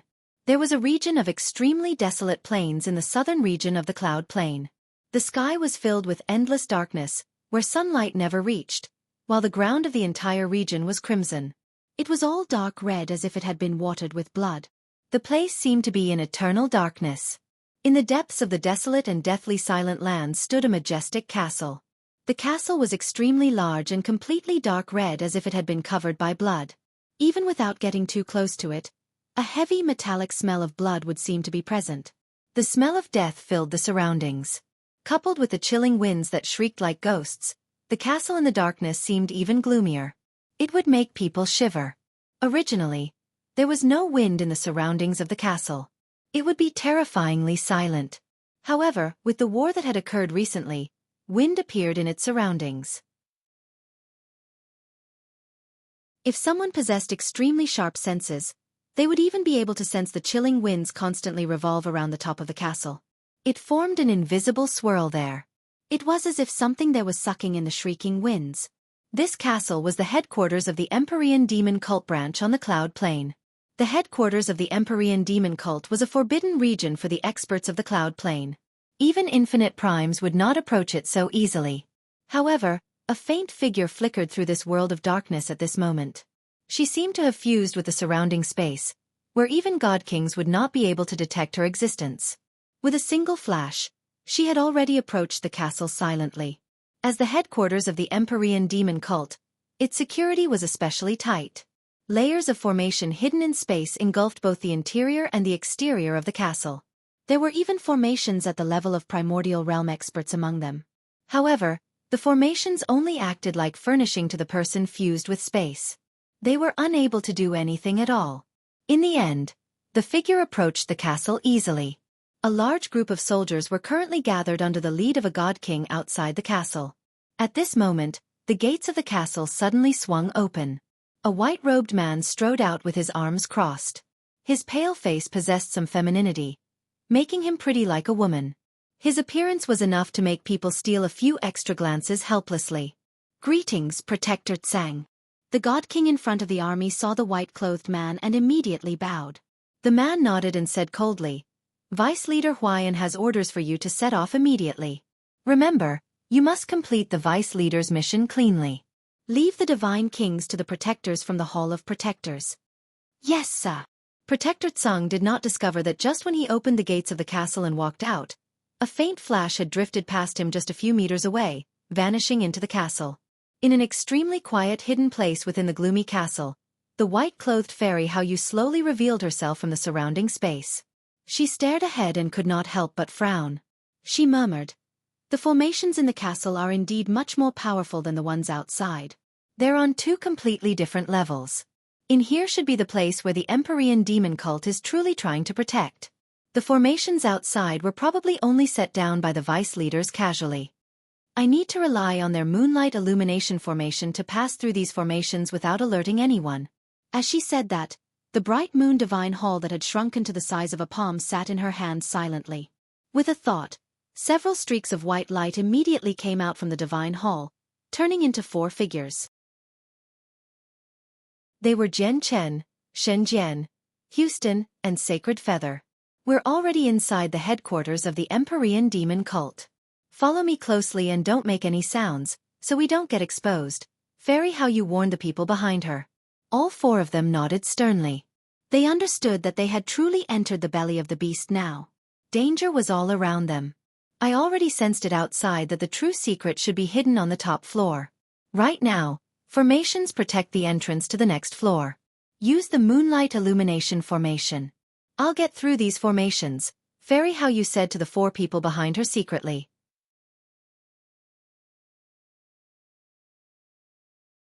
Jian Chen, Sacred Feather, Houston, and Shen Jian looked at one another and immediately got into action. Jian Chen, Sacred Feather, Houston, and Shen Jian looked at one another and immediately got into action. From the previous practice, they had already developed a tacit understanding, so when they cast the moonlight illumination formation, they were able to do it without much effort at all. They were extremely well versed at it. Very soon, the 4 of them cast down the moonlight illumination formation perfectly. Pure, glistening moonlight force surrounded their bodies. A barrier completely condensed from moonlight force appeared around them, covering a range of several hundred meters. Even though the formation was completed, there was not the slightest pulse of energy apart from the light that shone as brightly as the moon. As a result, the moonlight illumination formation could only be discovered through sight.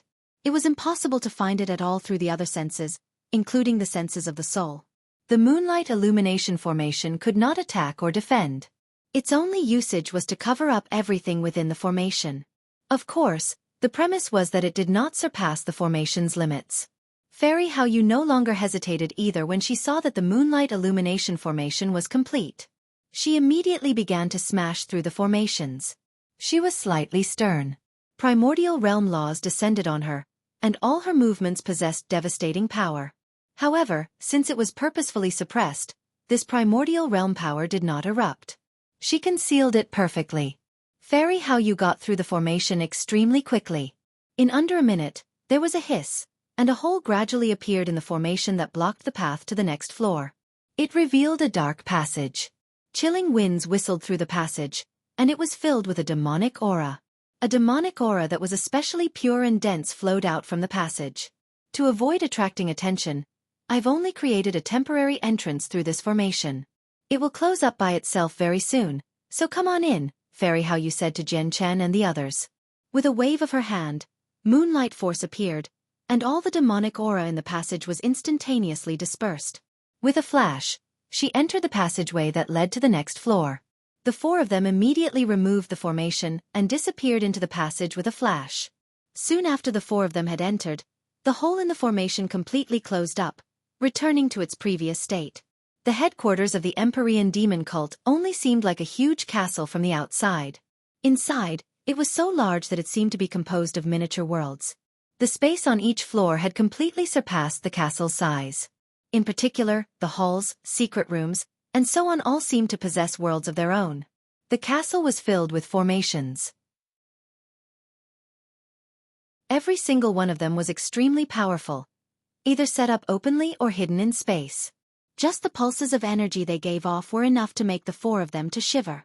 With their strength, they did not even dare to expand the senses of their souls because they were afraid that they would not be able to sense a god king hidden somewhere and hence expose themselves. As a result, the four of them could only follow behind Fairy Hao Yu. Along the way, the four of them avoided all the dangerous regions and the patrol of god kings under Fairy Hao Yu's lead.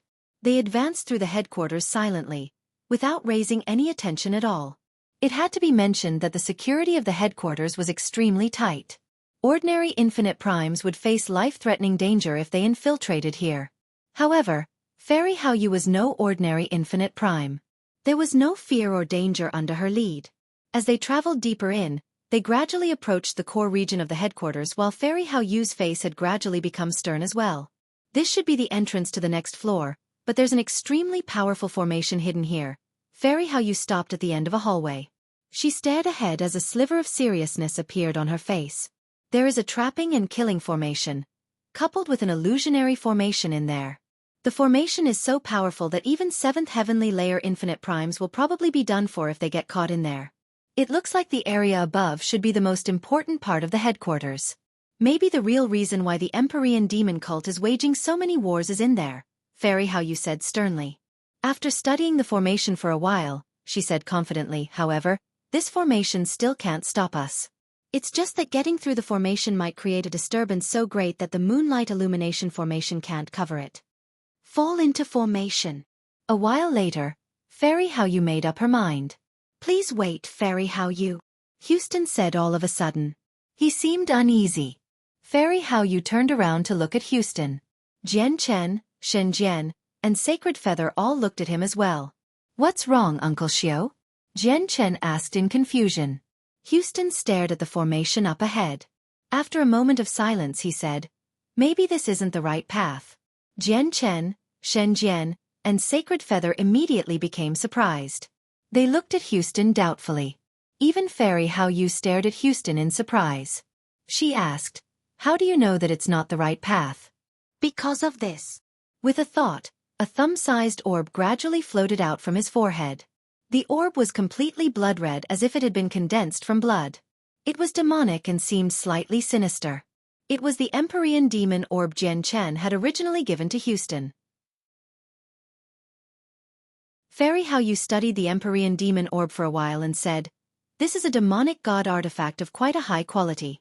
It looks like you've gained the artifact spirit's recognition since you are able to use this god artifact with your current strength. Houston nodded. He had learnt about the artifact spirit of the Empyrean demon orb long ago. He said, the artifact spirit just told me to take another path. After a moment of thought, Fairy Hao Yu said, then lead the way. The 5 of them changed their path. Houston was responsible for leading them afterwards, allowing them to directly travel towards where the Empyrean demon orb told him to go. Before long, the 5 of them stopped. It was not because they did not want to stop, but that they had reached a dead end. They had run out of places to go. There's no formation here. It's a dead end. Fairy Hao Yu furrowed her brows after studying the surroundings. However, at this moment, the Empyrean demon orb began to shine with a dazzling red light that surrounded all of them. A gleam of light flashed through Jian Chen, Shen Jian, and Sacred Feather's eyes. The sudden movement from the Empyrean demon cult had filled them with cautiousness. Even a sliver of surprise had appeared on Houston's face because he was not responsible for this. Instead, it was the Empyrean demon orb's own response. This was somewhat beyond Houston's control. Only Fairy Hao Yu remained composed, where her face did not change at all. This was the confidence that came from her great strength. However, in the next moment, all their eyes narrowed, including even Fairy Hao Yu's. They all stared ahead in surprise. Under the red light from the Empyrean demon orb, the scene before them changed. The stone wall that originally stood before them had actually vanished, turning into long, narrow, and winding passage. It was dark red in there, and it gave off a gloomy presence. What a great formation! I actually completely failed to sense it, Fairy Hao Yu frowned. She stared at the winding passageway and murmured. The light in her eyes flickered. She looked at the Empyrean demon orb in thought and doubt. This should be the correct path, Houston stared ahead. After studying it for a while, he called everyone. They advanced under the red glow of the Empyrean Demon Orb. Along the way, all of them remained within the Empyrean Demon Orb's range. They discovered that they could only pass through the illusionary formation that even Fairy How You had failed to sense if they remained in there. Once they left its range, a dead end would appear once again. The stone wall that blocked their path seemed completely real, where it felt stiff and heavy if touched. When they passed through the illusionary formation with the Empyrean Demon Orb, it was like they were leaving their original world and traversing to a completely different place. However, at this moment, the Empyrean Demon Orb began to tremble heavily. Its red light began to flicker as well. Swish! Suddenly, the Empyrean Demon Orb turned into a red streak of light, completely breaking free from Houston's control. It shot off into the distance all by itself. Oh no, I can't control the Empyrean Demon Orb. Houston's face changed. They were in the headquarters of the Empyrean Demon Cult, so danger lurked around every corner. If they created too great of a disturbance, they would be exposed. Chase it! Jian Chen called out, and they immediately pursued the Empyrean Demon Orb. After all, the Empyrean Demon Orb was a god artifact and one with an artifact spirit. It was impossible for Jian Chen and the other overgods to chase up to it with its speed. In just a short while, they grew further and further away from the orb. If it were not for the vague connection between Houston and the Empyrean Demon Orb, they probably would have lost track of it completely. Don't resist, I'll take you with me. At this moment, Fairy How Yu's voice rang out. With that, gentle moonlight force revolved around the four of them. After that, their speed suddenly exploded, and they pursued the Empyrean Demon Orb at an extremely terrifying pace. They moved so quickly that Jian Chen and the others were not even able to see their surroundings properly. As a streak of red light, the Empyrean Demon Orb quickly flew through the headquarters of the Empyrean Demon Cult. However, as it was a god artifact, it was unable to move around the headquarters as silently as Fairy How Yu.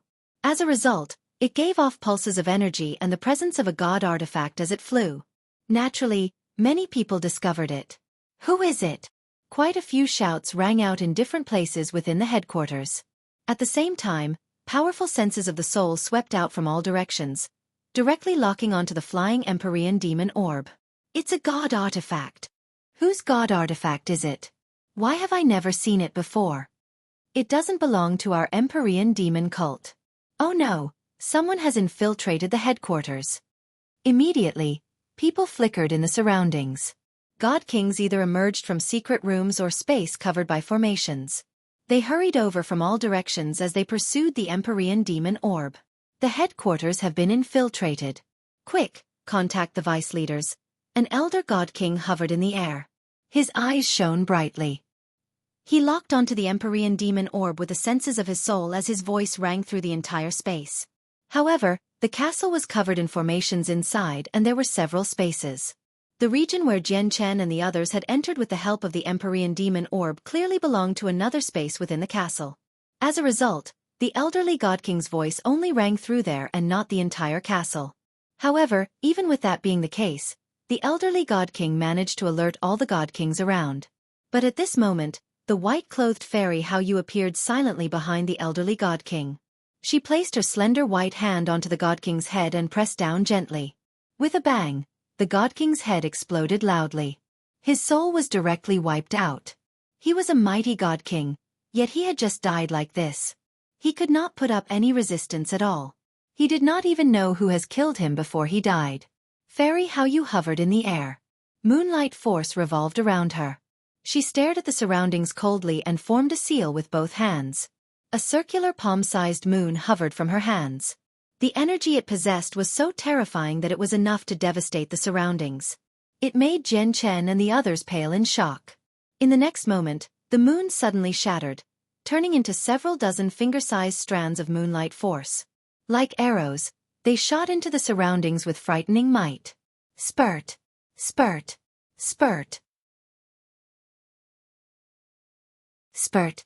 In that space, the moonlight force struck all the God Kings that had revealed themselves without any exceptions. Before they could even cry out, their souls were shattered and dispersed. At that moment, the entire space fell quiet. Jian Chen, Sacred Feather, Houston, and Shen Jian stood behind Fairy How Yu. After personally witnessing Fairy Hao Yu killing so many god kings with ease, they all felt deeply shocked. Even though they knew primordial realm experts were very powerful, they could not help but feel astonished when they personally witnessed the might of one. These god kings were not weak. Any single one of them would be far more than what the four of them could handle. They would not even be able to escape. However, they were so weak before Fairy Hao Yu. God kings were truly like ants. We have already been exposed. The three vice leaders should return very soon, Fairy Hao Yu said gently.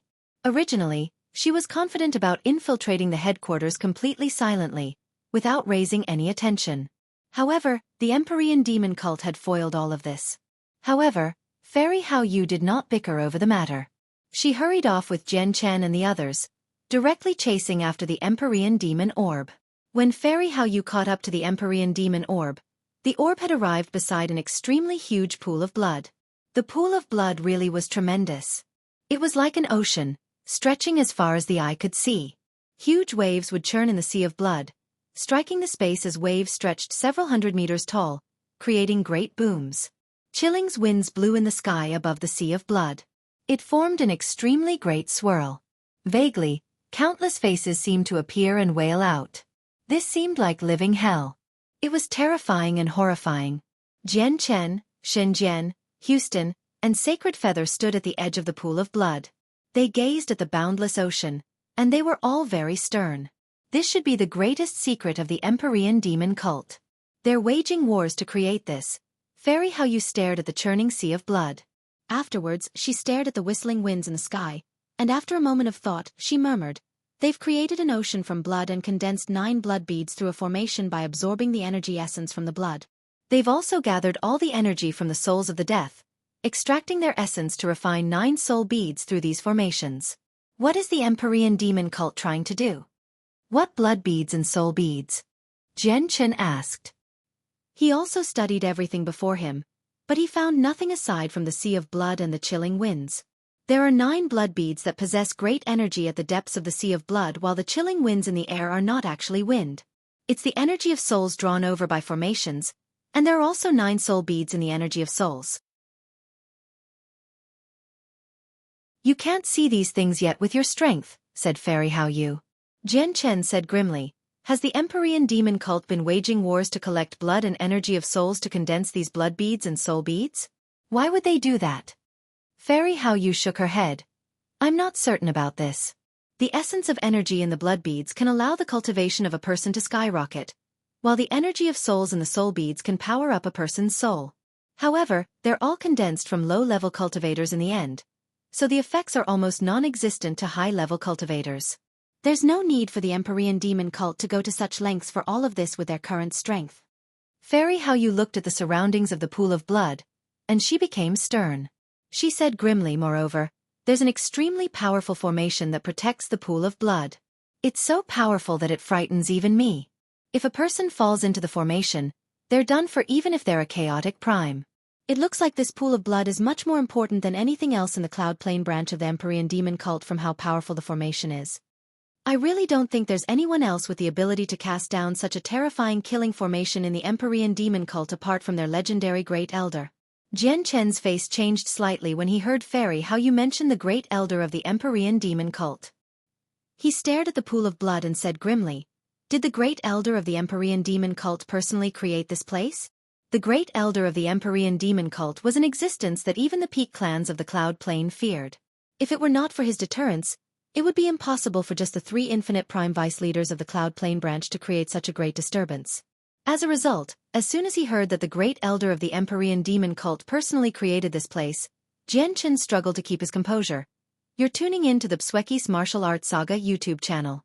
Don't forget to subscribe and join us on this journey to catch the most captivating stories.